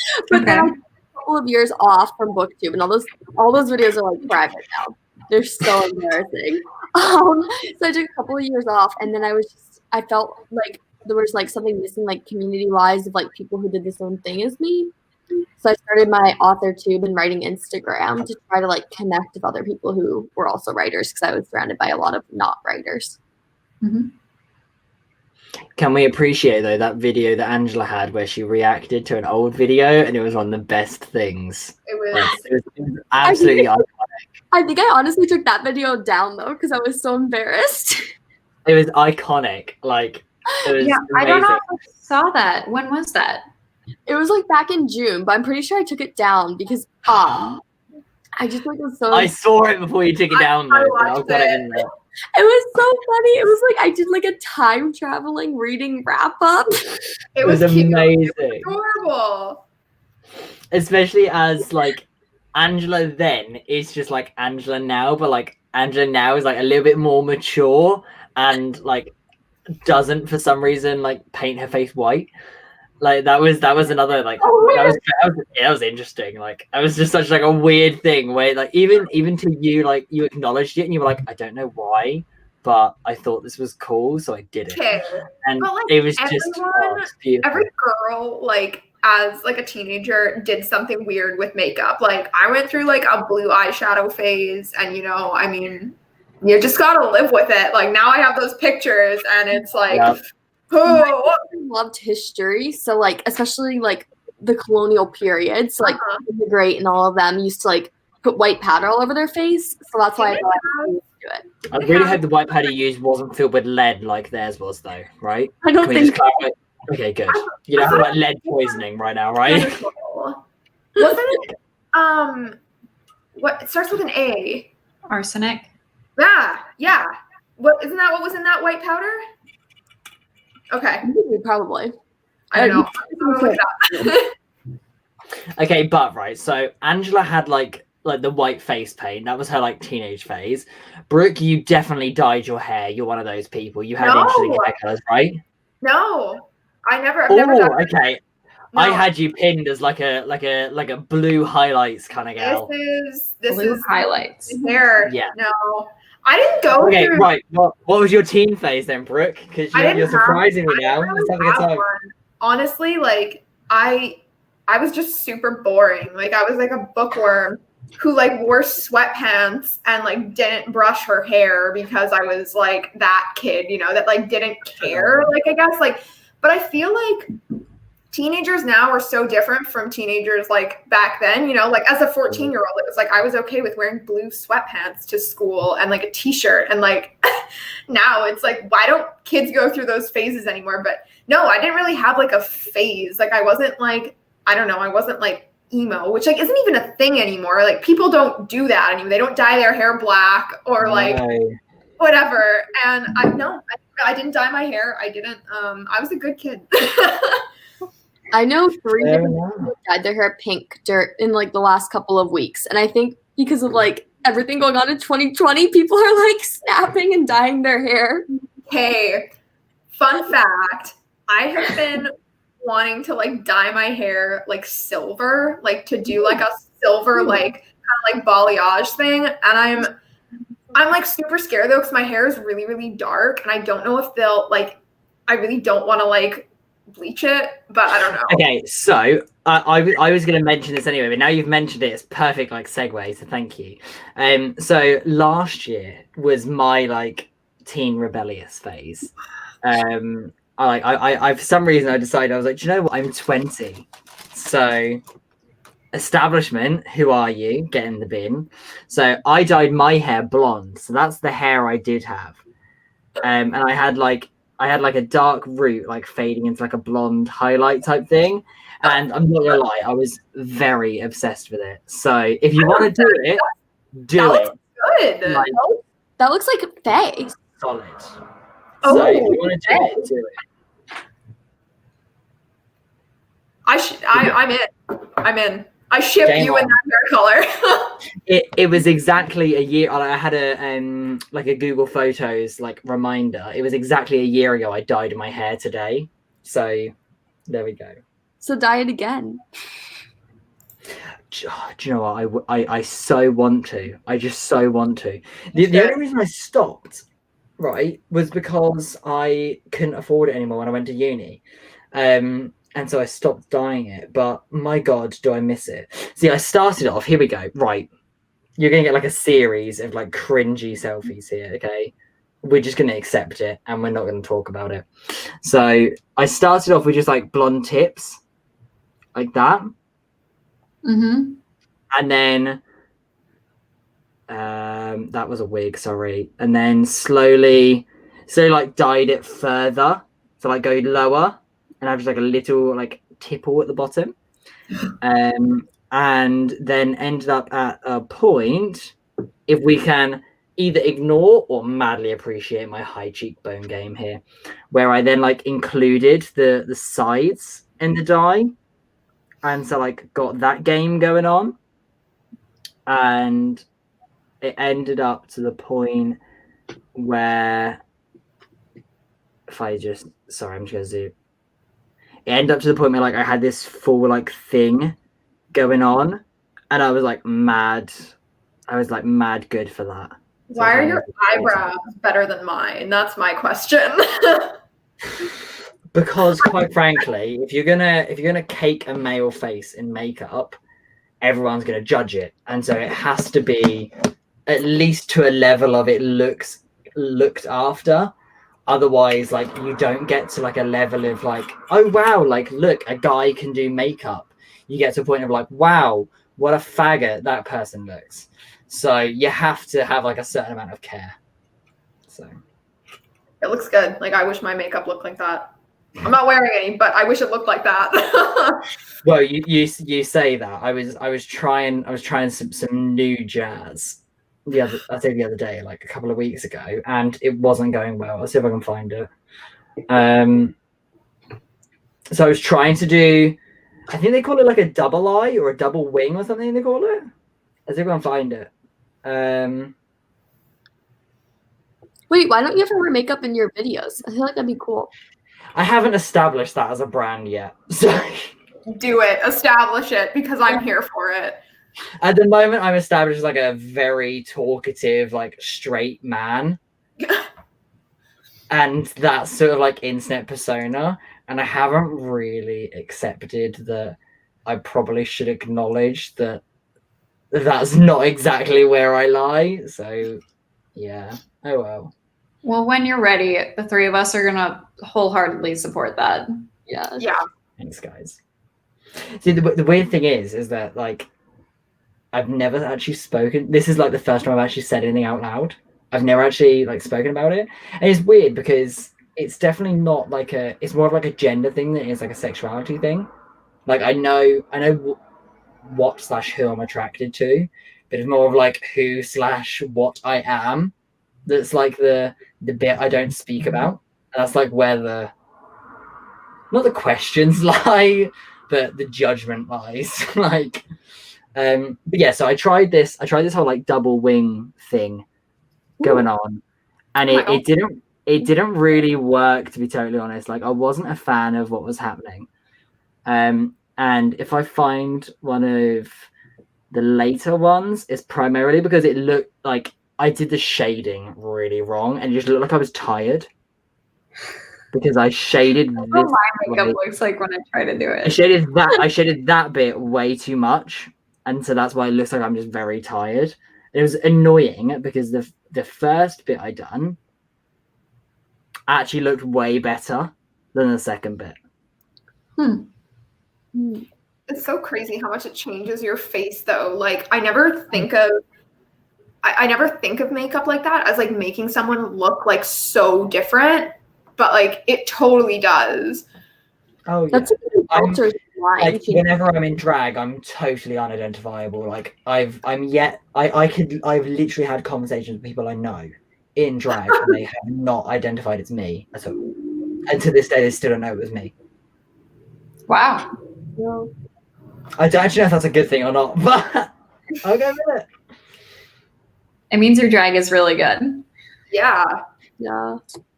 I don't know if it means it's good or it's that bad. I'm a terrible person. I don't actually know if it's a compliment or not. I'm trying to find the photo that I want to find to sort of. Okay, while he's working on that, I am curious as to what you guys think my like rebellious teenager thing was. Ooh. Yes, please, right? Yes. Did you I have wanna know one? what you guys think. That's what Kind I'm of. thinking. Like, Kind of.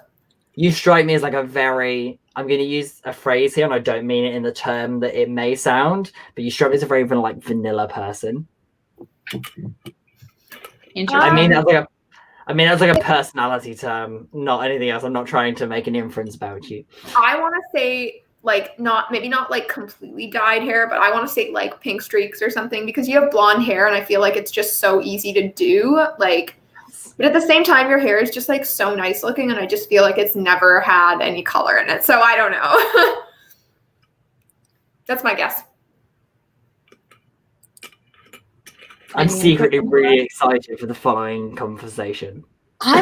What activities did you do in high school? That might help me. Ooh. I was in volleyball. Oh my God. Oh, okay. Like, yeah, now that you like say that, I'm like, you totally look like you played volleyball. Just like, I don't know, you just look like a volleyballer. Thanks. See, but that's interesting because volleyball is a very like. I need to pick my words here because I don't. Yeah, volleyball is like a very like. Vanilla sport too. No, I was gonna say it's like a very LGBT sport. like volleyball is very much in that category. Interesting. I've never heard of volleyball talked about that way. It's always been softball in my mind. That or What's field hockey. softball? Field hockey. Oh, Yeah. I like that's not even like I just have never even experienced field hockey. Like I don't know. What's softball? I don't think we have that here. Baseball. It's like baseball, but Girls. with a different ball and for females. Is softball? Okay. Is that? Oh, I didn't know it was like gender segregated. I think not to be like stereotypical, but like volleyball, especially over here, and this is definitely like a derogatory thing, which I disagree with, but is also like partial in things. Whereas like, yes, it's derogatory, but it's also partially true. Like volleyball is definitely considered like a lesbian sport. It's like considered one of those like LGBT inclusive things where like if you do it and you're part of the LGBT community, like cool, that's fine, but it's like sort of expected. Like that's the like derogatory part of it. So that's interesting to me. I love did all of gymnastics, so Okay.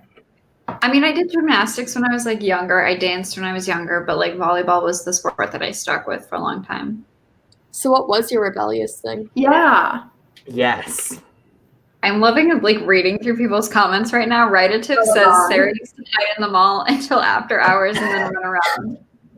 And like shoplift or what? Like what's the point of that? Amazing. Have you not seen like the YouTube videos where people stay after hours places? Oh, I've seen one at Sky Zone, like the trampoline park. Yeah, a Yeah. lot have been done there. But like not in the mall. I didn't know that was a thing. But okay. I'm like trying to find pictures. I like only dyed my hair, and that was pretty much it. I found one. It's a very bad picture of me, but I always dyed okay, so I've done highlights like once in my life, but I would always dye the ends because that's what my mom was okay with, because then it would like get cut off in a few weeks. Yeah. I'm so excited. So- Go on, hit me with it. God, this is such a bad picture. I'm excited too. It's fine. This is with one of my friends. Oh my god. Okay. I I did love it. I love it. I love white. it. I think I did blue once, and then I did blue ends last year after a breakup. Because my hair was really long as it is right now. So I'm honestly wondering if I should do it again for like a weekend and then get my hair cut, because I can't have Amazing. unnatural colors at my job. So Like that's my thing about like if I was to do my hair silver, like it literally doesn't matter at my job, but I've been working at home for so long that like if I went back to work with like a completely dyed head, everybody would be like yeah, so anyways. which isn't the worst thing ever, but like No, and like nobody would care. Like it wouldn't be like a thing. It would just be like, oh my gosh, we haven't seen you in like half a year and you look completely different. that's fair. But Can I just take like 2 seconds just to acknowledge there's some people in the comments that have put like very kind things about what I was talking about, and I just want to say thank you. I just want to acknowledge that the comments were there. That was all. Say thanks. That was all. Also, I found the picture I was looking for. So good. I personally don't think that's anything like me at all. no. No. Like that could be an entirely different person. And we're going to ignore eyebrows, okay? The eyebrows are very thick. I'm aware. They're better now. This is a 3-year-old photograph. But Wow. like that isn't me, really, is it? That's crazy. Yeah, that's crazy. No. I would have no idea. I also don't know you, but I mean like no, but like if you saw these two people, no. Yeah. No way. totally different people, I think. Did we Yeah, talk there you go. about your rebellious phase, Angela?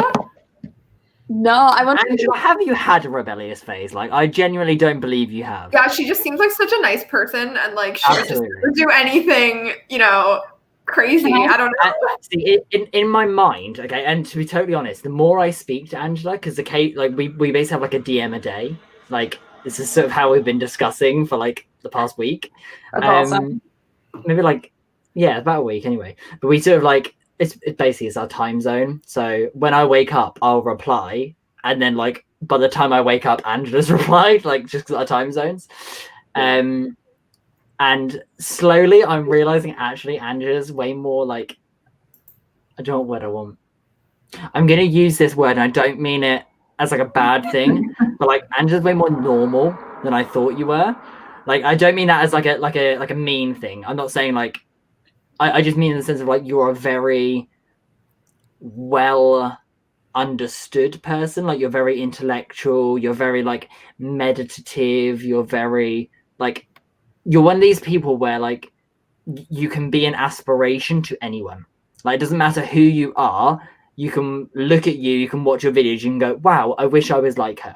Like, and it doesn't matter who you are or what you do, you're just like one of those sorts of people. But I'm slowly realizing actually you're also a normal person at the same time. Like, and that slightly comforts me because it makes me feel like less of a failure. But at the same time, like you're still very much like a kind, sweet, innocent sort of person that I'm not, which I find very interesting. So I personally don't believe you've ever had like a rebellious phase, and I kind of want you to burst my bubble right now. I guess, Sarah, were you gonna say something? I wanted to read like 3 comments really quick, if that's okay. Yeah. Sure. Reddit says that Sarah had a kettle corn stand illegally at the fair. And then also said Sarah pasted herself into random pictures in the yearbook. And then Renata said Sarah is the Zodiac killer. Yes. And so I just wanted to say that really quick. Sorry, go ahead. I would fully believe if Sarah was actually like secretly a serial killer. How old would that make me though? Wasn't that I don't. It would make no. You couldn't be the Zodiac killer because of age. But if you were secretly a serial killer, like I'd be so into that. It'd be like marginally like.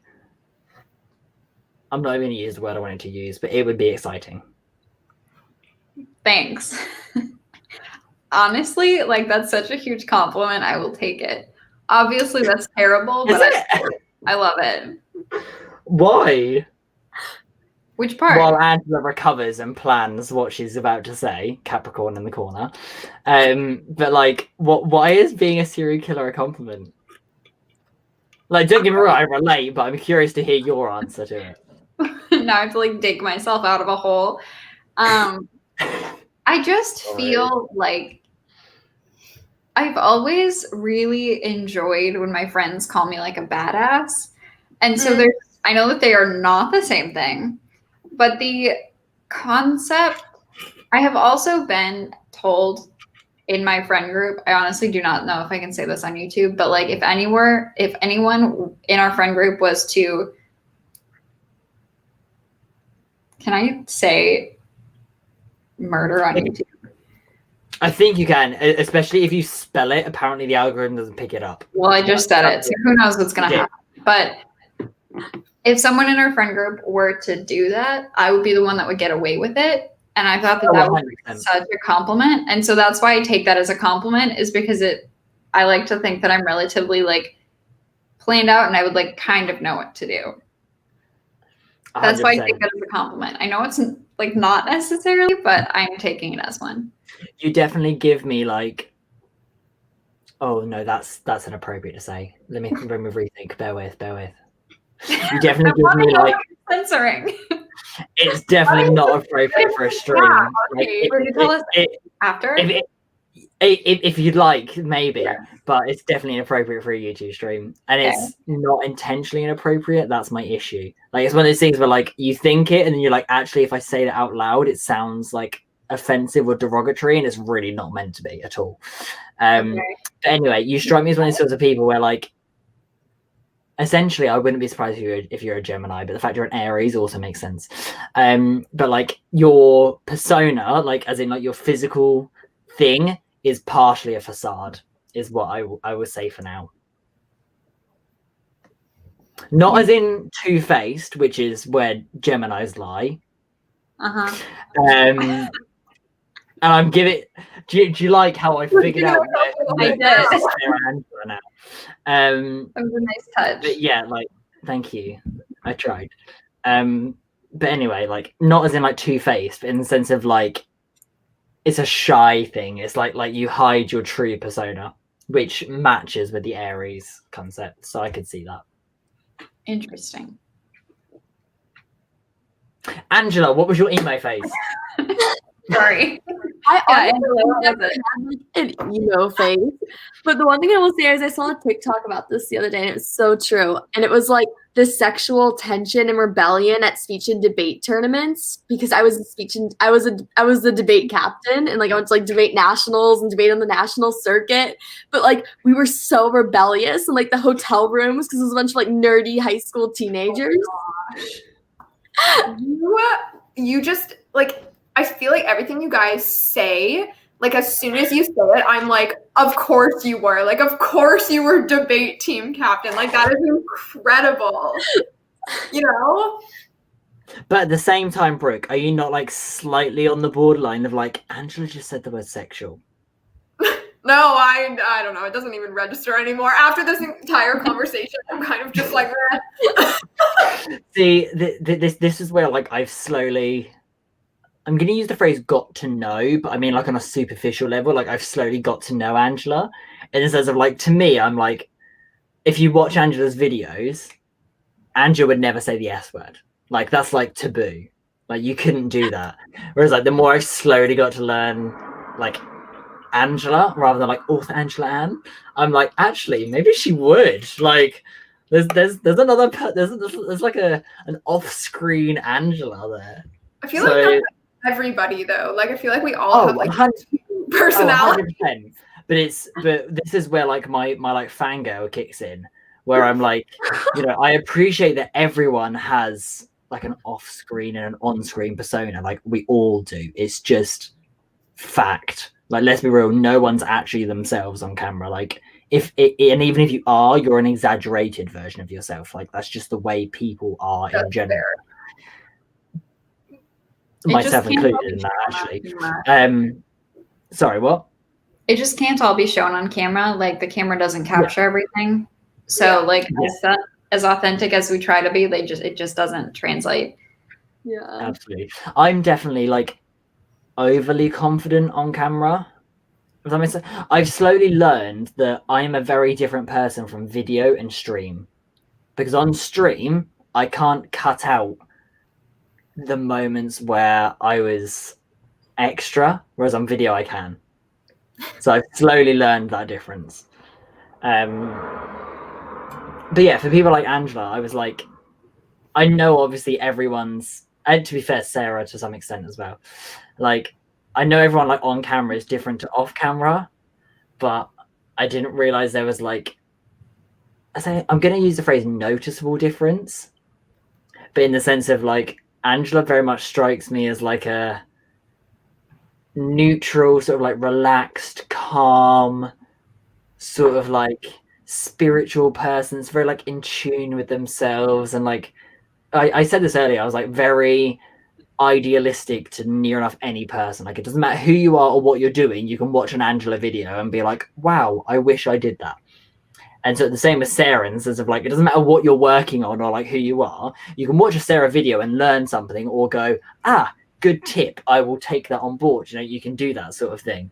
But then like taking that part away and being like, they're humans. Like part of me like has never acknowledged that part of either of you and be like, do you know what? You're probably very different away from a camera because both of you are on such a high pedestal, I can't actually see you anymore. So I find that very difficult to acknowledge. But so this like slow communication that me and Andrew have had, I was like, do you know what? She's a human, she's a person. I was like, I need to stop putting you on this like weird pedestal where I'm like, you can't speak to her because she'll hate you because you are a person. The weird thing is, I get that a lot in real life too. Like people always mention like it's slow. Like people will be like, oh, like you're a very different person when like you meet you versus like when you get to know you. Oh, really? Yeah, I get that all the time in real life. Oh. I feel like See, I get kind of the I say I get kind of the opposite. I get people say to me like, "Oh, when I first met you, I hated you, and that remained." Oh, Yeah. I've gotten people were scared of me when we first met. To be honest, right, if we're gonna get truthful here, I was scared of you when we first had our stream. Were you really? Well, I was initially scared of you in the sense of like you're a celebrity in my head. And so I was like, there's some things I shouldn't say to you because you're famous. And that was just the way you are on my head. I'm like, you can't do that. Like, you can't stare the queen in the face and say, did you have a shit this morning? Like, you can't do it. Like, it's just one of those things. But then equally, I don't know what it is. I said I don't know what it is. I do know what it is. I've slowly realized it's a British American thing. Because the more across the pond people I've spoken to, I've realized actually it's not a you thing, it's like a normal thing. It's like a silent treatment thing. Brits, we over talk, we over explain, and we're very paranoid people. So we will say something and then give 15 minutes trying to dig ourselves out of the hole that we just put ourselves in. Whereas across the pond, whether that's American, Canadian, whatever it is, we'll be like, I'm going to say something. And just stop. And just leave it there. And you just have to accept whatever was said. We don't do that. We're the sort of people where someone holds the door open for you. You don't say thank you. You say sorry because you felt like an inconvenience. Like that's the sort of people we are. You felt like you've stopped that person carrying on walking. That they've had to stop and open the door for you. Like we don't say thank you. We say sorry. Like that's the type of like Brit I am, especially. And so when we first had our live stream, our like first encounter of me actually speaking to you human to human rather than like I comment on your videos, was I was very much like, you can't speak to her. It's just like, you know, it's the same as when people say like you have to bow at the queen or speaking when spoken to. I was very much in that mindset, and then I continued my own individual mindset and just sort of continued speaking. And the American way is sort of to go, oh. And that's very intimidating to a Brit, because instantly to a Brit, that means like, oh, you think that way, do you? That's how that sounds. Like, you know, when Americans go like, oh, right, that sounds like a, oh, so that's what you meant.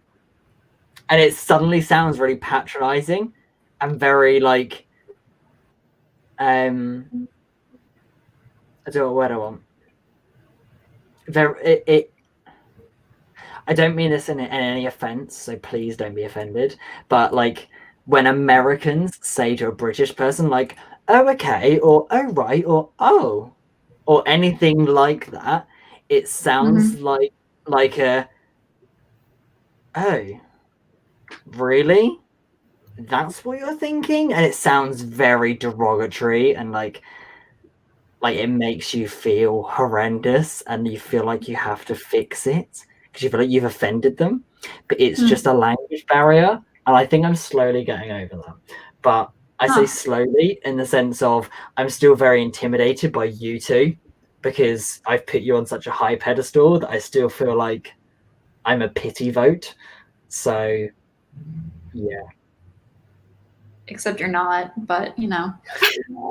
I feel like I am though. It's one of those weird things where I'm like, if I look at you two and I look at how like good people you are and how like productive people you are and like good mindset people you are and like nice and successful and productive and positive, and I look at myself and I'm like, wow, I'm just like a hole of depression. Like it makes me feel not worthy in a way, and I feel like anytime I'm here I'm like, oh well, I'll invite the Brit because, you know, politeness. And that's just my mindset. It's nothing against either of you. It's just my own personal mindset, and I need to get over that, I think. But yeah, that's where I sit. But I tell you what, Brooke, you do me mad favors, because anytime you're on a stream with anyone, like, I don't know what it is, but for some reason I relate to you quite a lot. Aw.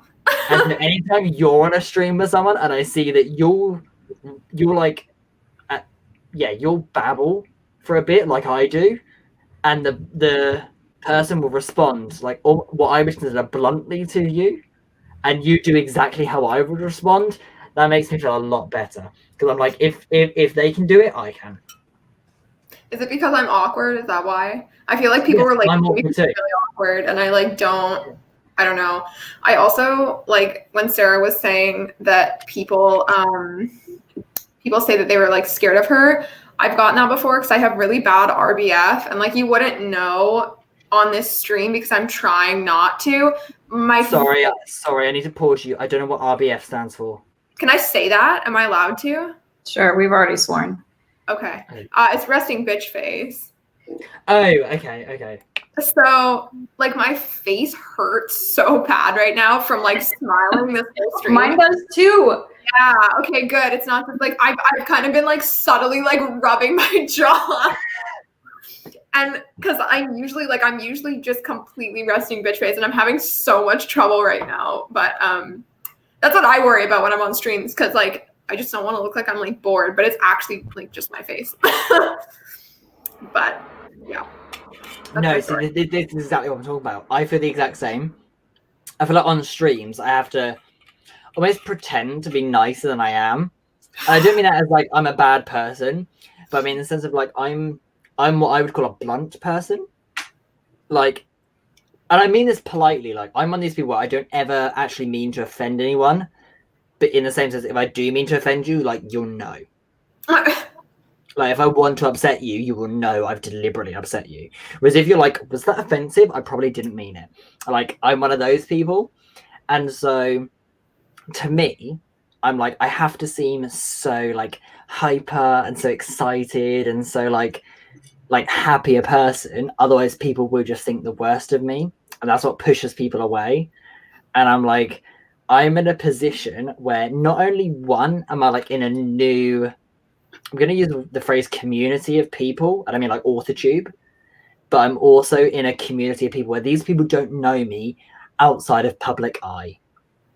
Like for you three, you've only ever spoken to me, apart from slightly Angela, where you've only really spoken to me when I'm also in public eye. Like, there are people watching this.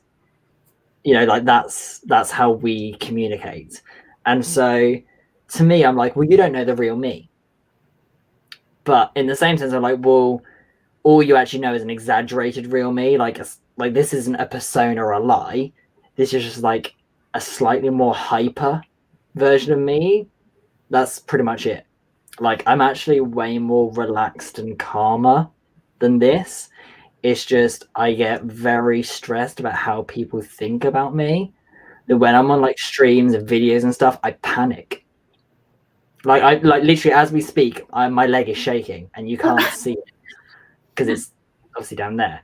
But even just being here with you three, part of me is like, wow, what if you say something that means everyone's gonna hate you? And so like I'm in like a constant mode of stress. But the main stress for me is I never actually mean to upset anyone. Except, like I said, like if I demean to upset you, like you will absolutely know it. Like there will be no question in your mind. But if ever there's like a moment where like I don't know if that was like offensive or not, it absolutely was not. But I'm one of those people where like I never mean to accidentally upset anyone. It actually really upsets me whenever someone says like, oh, I found that offensive. Like literally, I will hang myself. Like I'm not okay with that at all. Like I never mean to put anyone down unless they've done something wrong to me, in which case I will. And so that really panics me as a person because I know what I'm like. And I know I'm one of these people where I would say something and someone would take offense to it and I didn't mean them to. And even if they say, oh, sorry, I read it this way, but I know you didn't mean it that way, I will spend the next 3 years to 5 years of my life assuming that person now hates me based on that one thing I said. Because Britain, and we're conditioned to apologize for everything. Except I take that to an extreme. Hence, Alcohol, because it calms us. So, Is that the cheers, everyone. screamer? You just need alcohol? Is that what I should do? It's Guys, not really. It's not a secret. It's not a secret. Oh no. It's not a secret of like. And this sounds sad, I know, and I need to fix it. I'm aware, but even just going to a lecture at uni, like I've already had a couple of shots before I get there, because otherwise I go into like a state of panic where I'm like, if someone says, "Oh, did you like this book?" Part of me is like, if I say no, I'm gonna get lynched, and no one's ever gonna speak to me again. So like literally, I wake up at 8 a.m. at uni, have about 2 shots of whiskey, and then go to my lecture. Even though I don't speak to anyone on a lecture, but it just needs to get me through that. So then when I get home, I have another couple. So it's been an hour. So when I go to my seminar, I'm okay. I'm a mess, really, is what I'm saying, which is why I'm terrified to be on a stream with these two, which are so incredibly like put together people that I find it quite intimidating, actually, in like a respectful way. Not. Yeah, I'm not either. But very Like I said, I mean that in a very respectful way. Like I've said, if I mean offense, you'll know. So I mean that as like a respectful thing. I look up to you two. So yeah. Anyway, does someone else want to speak for a while?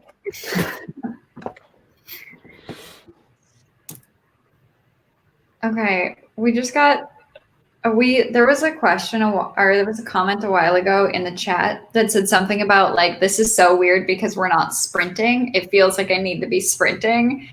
And I haven't done like just a chatty video before, so this is really fun. And then we got this, which says, any advice on writing a creepy hospital scene? Random question, I know. I'm kind of wondering if they have anything to like help narrow that down, but I do not write creepy stuff very often. I feel like, yeah, this is a question for like RP and Angela, because Angela writes thrillers. Oh, yeah. I was like, what?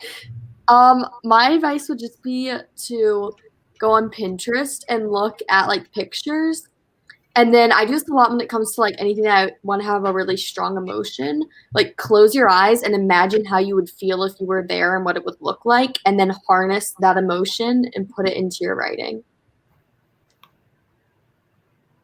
Yes, absolutely. I'm going to fully agree on that. I would normally, especially with things like a hospital where you would expect there to be like negative connotations, I would deliberately play on that. So if you think of like a creepy hospital, you would expect like, you know, lights out, a flickering light in the corridor, you know, groaning somewhere in the distance, maybe a scream every now and then. I would play on that, except not conform to it. So I would have like the bed opposite you be a person, engage in conversation with them, except occasionally that person will like black out, or that person like suddenly falls asleep, or that person wakes up screaming. Or, you know, like I would play on that. I would use like the flickering lights. I would use in the sense of that maybe the corridor doesn't, but occasionally your light blows out and dips you into darkness, which means that occasionally like the light will come back on, and the person next to you that like slightly freaks you out is now staring at you when the light comes back on, and you wonder how long they've been staring at you, you know. So I would use those sort of connotations and play on them. Think of things like heart rate monitors. They're very cliche, of like a heart rate stopping and someone dying, except play on that and be it as the generic heartbeat has become so normal to you that you don't acknowledge it. And so when someone's heart rate increases because they're panicking, having a fit, whatever like the panic scenario you're doing to increase tension is, suddenly becomes heightened, which increases your heart rate. So it means it, as well as that heart rate increasing and suddenly becoming like a loud beep, you also have your loud beep. So you've now got like plural loud beeps going across the room, and like curtains across the room are all closed, but you can hear this beeping. So you know there's people behind a curtain in panic or perhaps dying, having a stroke, whatever, but you can't see them. I would play on those cliches. That's how I would work on a creepy hospital scene. Wow. I'm scared. Yeah, that's creepy. That was really well done. Sorry, I know that like a lot of wow, that was a generic statement. Let me rephrase. I can't think of a rephrase. I know that like a lot of authortube is like YA scenarioed. Like pretty much most people I speak to on authortube are like, I'm a YA writer. I'm very much not. I'm very much like nothing is too sensitive type of person, which is half the reason I took my novella off the market, because I was like, I didn't put any trigger warnings, and that was a really dumb mistake, and I'm an asshole for doing that. So I took my novella off the market deliberately for that reason of I know my novella is in every sense offensive, triggering, like it is one of those things where near enough any person could read it and be triggered or offended by something. And granted, I did write it on the purpose of that, but I didn't write anything beforehand or give any warning of that, which I know is wrong to do, and that's why I've taken it down, because I know I need to acknowledge that. So keeping that in mind, I'm very much not like a YA person. I'm very much like an adult writer. So a lot of the things I tend to come out with seem very raw and offensive, and it's just my market. But again, as I've said many times now in this stream, exactly, I never actually mean, like, if I mean to offend someone, it's very obvious. And if it feels accidental, I probably didn't mean it. I completely understand that. Renata said, if you're still taking questions, where do you start to plan a novel when you have multiple ideas? I already know my characters, but I can't put the ideas together in a linear way. And then said, it's a fantasy medieval female focused thingy if it helps. Do you guys have any advice? I would usually journal in that case and brain dump all the ideas you possibly could. And then, like, hopefully, I don't know, for me it always works. I just like brain dump and journal and just like journal pages, and eventually it comes to me. I'm going to fully agree with that in the sense of I will end up accidentally writing about an idea. Like I would see someone like a train station or something, and I will accidentally include them in my journal and realize I'm actually writing something that fits in a particular idea or storyline I had. And so I will then sort of roll with that and end up putting these few concepts together. I've talked about this with Sarah before, but I use Trello to organize novel ideas, and it's really cool, especially if you don't know kind of where your scenes are going, because say you have an idea for a scene, you can like drag all of your stuff around so you don't have to worry about like organizing it. So I use it, and especially right now, like I'm kind of moving chapters around, so it's super helpful because you can just move everything around in a list. So that's what I use anyways. So isn't Trello a script writing system though? No idea. It's like an organizational tool. I mean, people use it for lots of different things. It's not primarily a novel writing thing, but it's organizational based. You look like you know what it is, Angela. Yeah, I had to use it for a class before because it's like a project based. Like if you have like a group project, you could organize all your tasks on it and give due dates and assign it. Yeah, like it's super multifunctional. Like there's a lot of, it's super involved. Like, yeah, you can set due dates for stuff. There's like a calendar in there that you can attach it to. I use it right now for like live streams to like schedule like who I'm doing it with. Because if I didn't do that, I would totally forget. But yeah, it's really, really functional. It's super cool. And like it's free. So very cool. I don't plan. And so I have absolutely no suggestions. And RP might have left us momentarily, but we can ask him that question when he gets back because I'm curious. And then I will be wrapping up shortly because my brother is going to come over. Very cool. Okay, well, I hope he comes back soon. Any plans for August? Like writing wise or like any big plans, I guess, is what I'm asking. You go ahead, Angela. I guess I'm moving back into like uni, so like my apartment there. Exciting. Are Wow. you doing videos? Yes, so I will be doing videos. I don't know if I'll be able to do as many. I'm trying to pre-film a couple just because this next semester I'm like have my classes, I'm TAing, I'm leading the writing center, and I'm applying for grad schools, and I'm running like 2 different research projects and trying to get some publications out. God. So a lot. But I'll definitely be on Instagram and TikTok for sure. If anything would go, it'd be YouTube just because it takes longer.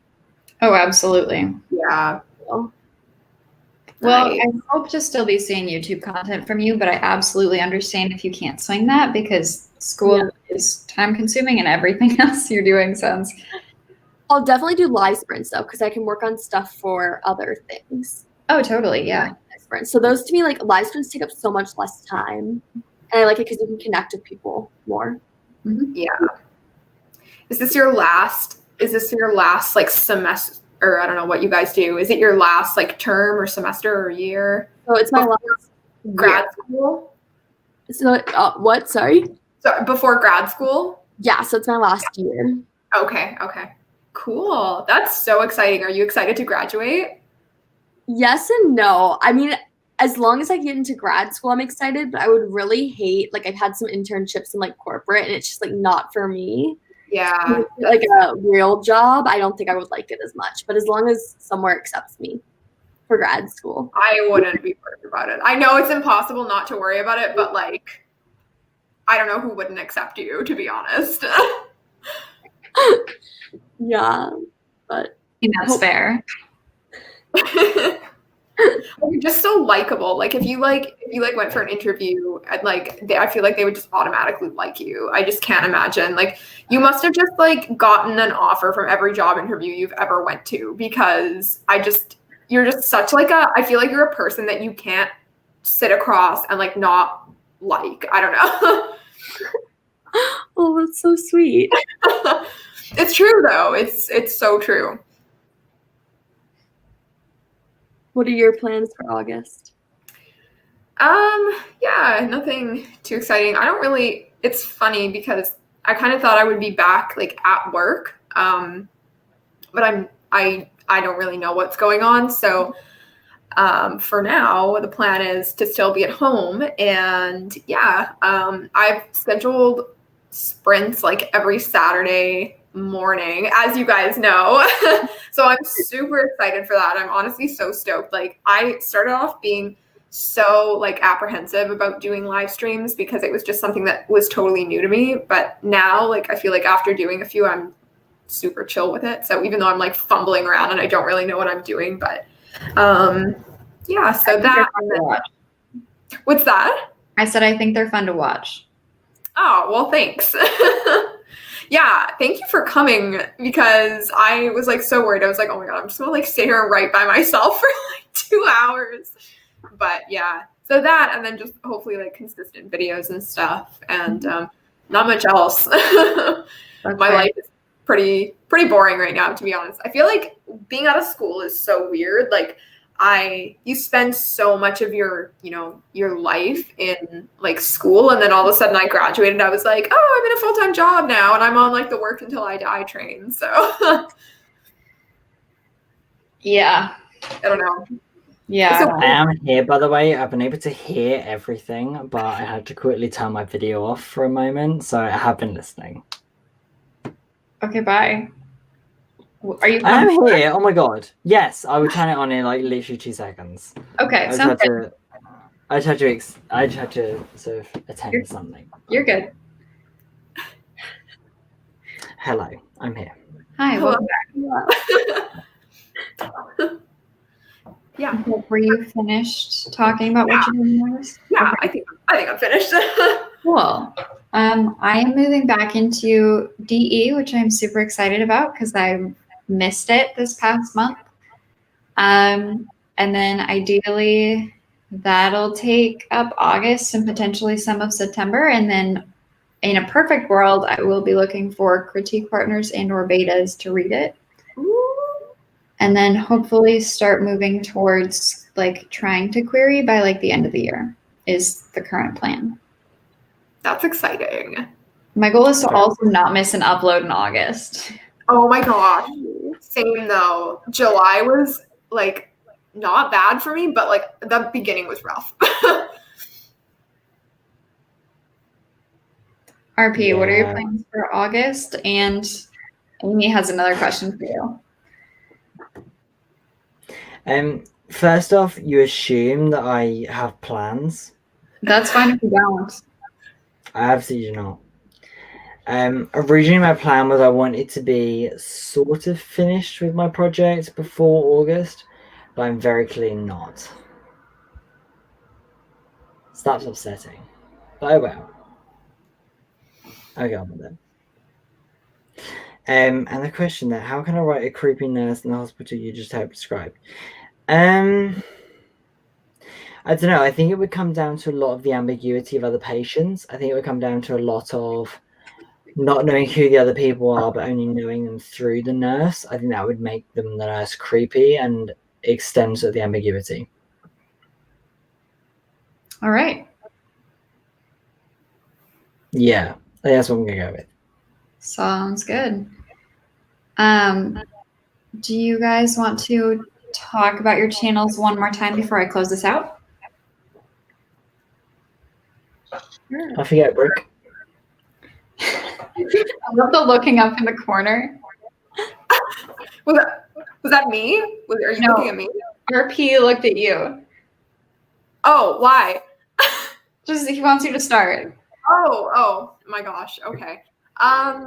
Yeah, so like I said, my channel is Brook Writes. If you can, I'm pointing at the wrong side. Everything's backwards and it freaks me out. So yeah, so if you want to go check it out, I make authortube and booktube videos. I talk about Sarah J. Maas a lot, and and I do some writing vlogs where you can watch me kind of like, stress over editing and how much I struggle with it. And if you want to come relate to that and watch me like make food in my vlogs and eat it, that's a thing as well. So, and I'm going to be streaming every Saturday in August. I have it all lined up, so I can't not do it. Next week, I believe, is going to be with Sarah. Is that right? The 8th? I think so. Yeah. It's Okay. on the calendar somewhere. I'll know when it happens. Yeah, I'm pretty sure. Yeah. Yeah. So if you guys are looking to be productive on Saturday mornings, come and check that out. And yeah, if you're not subscribed to me, subscribe to me. I'll go next. So I post mainly writing vlogs, and then sometimes writing motivation mindset type of videos, and then I do live streams every Sunday at 2 p.m. So you can check out Brooks on Saturday and then mine on Sundays. And if you guys are looking for another stream tomorrow to write, check that out. Yeah, we're going to be, yeah. Wait, who's my co-host tomorrow? It's me. Yeah, so definitely check that out. Subscribe if you're interested. RP, do you want to pitch your channel quick? Is that a possibility?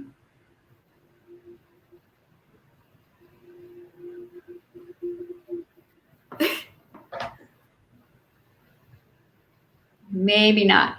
Anyways, you can find all of these people down in the description box below. I strongly encourage you guys to go check them out. They're awesome.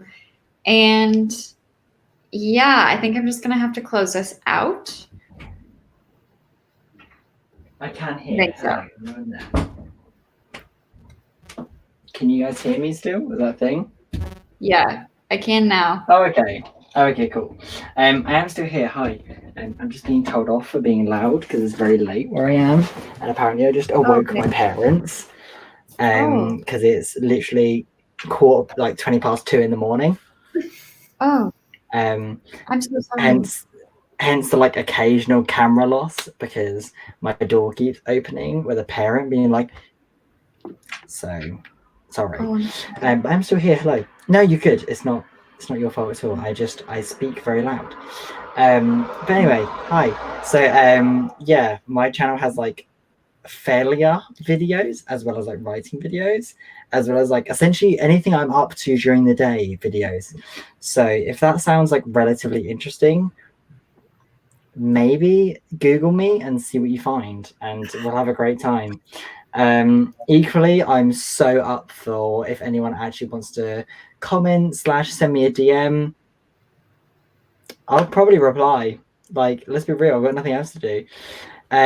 So that's great. But yeah, there you go, that's me. Awesome. Having a great time. Awesome. Well, thank you to everyone for joining us. I'm glad that everyone had a pretty good Camp NaNoWriMo, and we're just happy it's over at this point. So Yeah, absolutely. all right, we're going to sign off now, but thank you guys so much for joining us. I will see you guys next time with another video. Bye. Bye.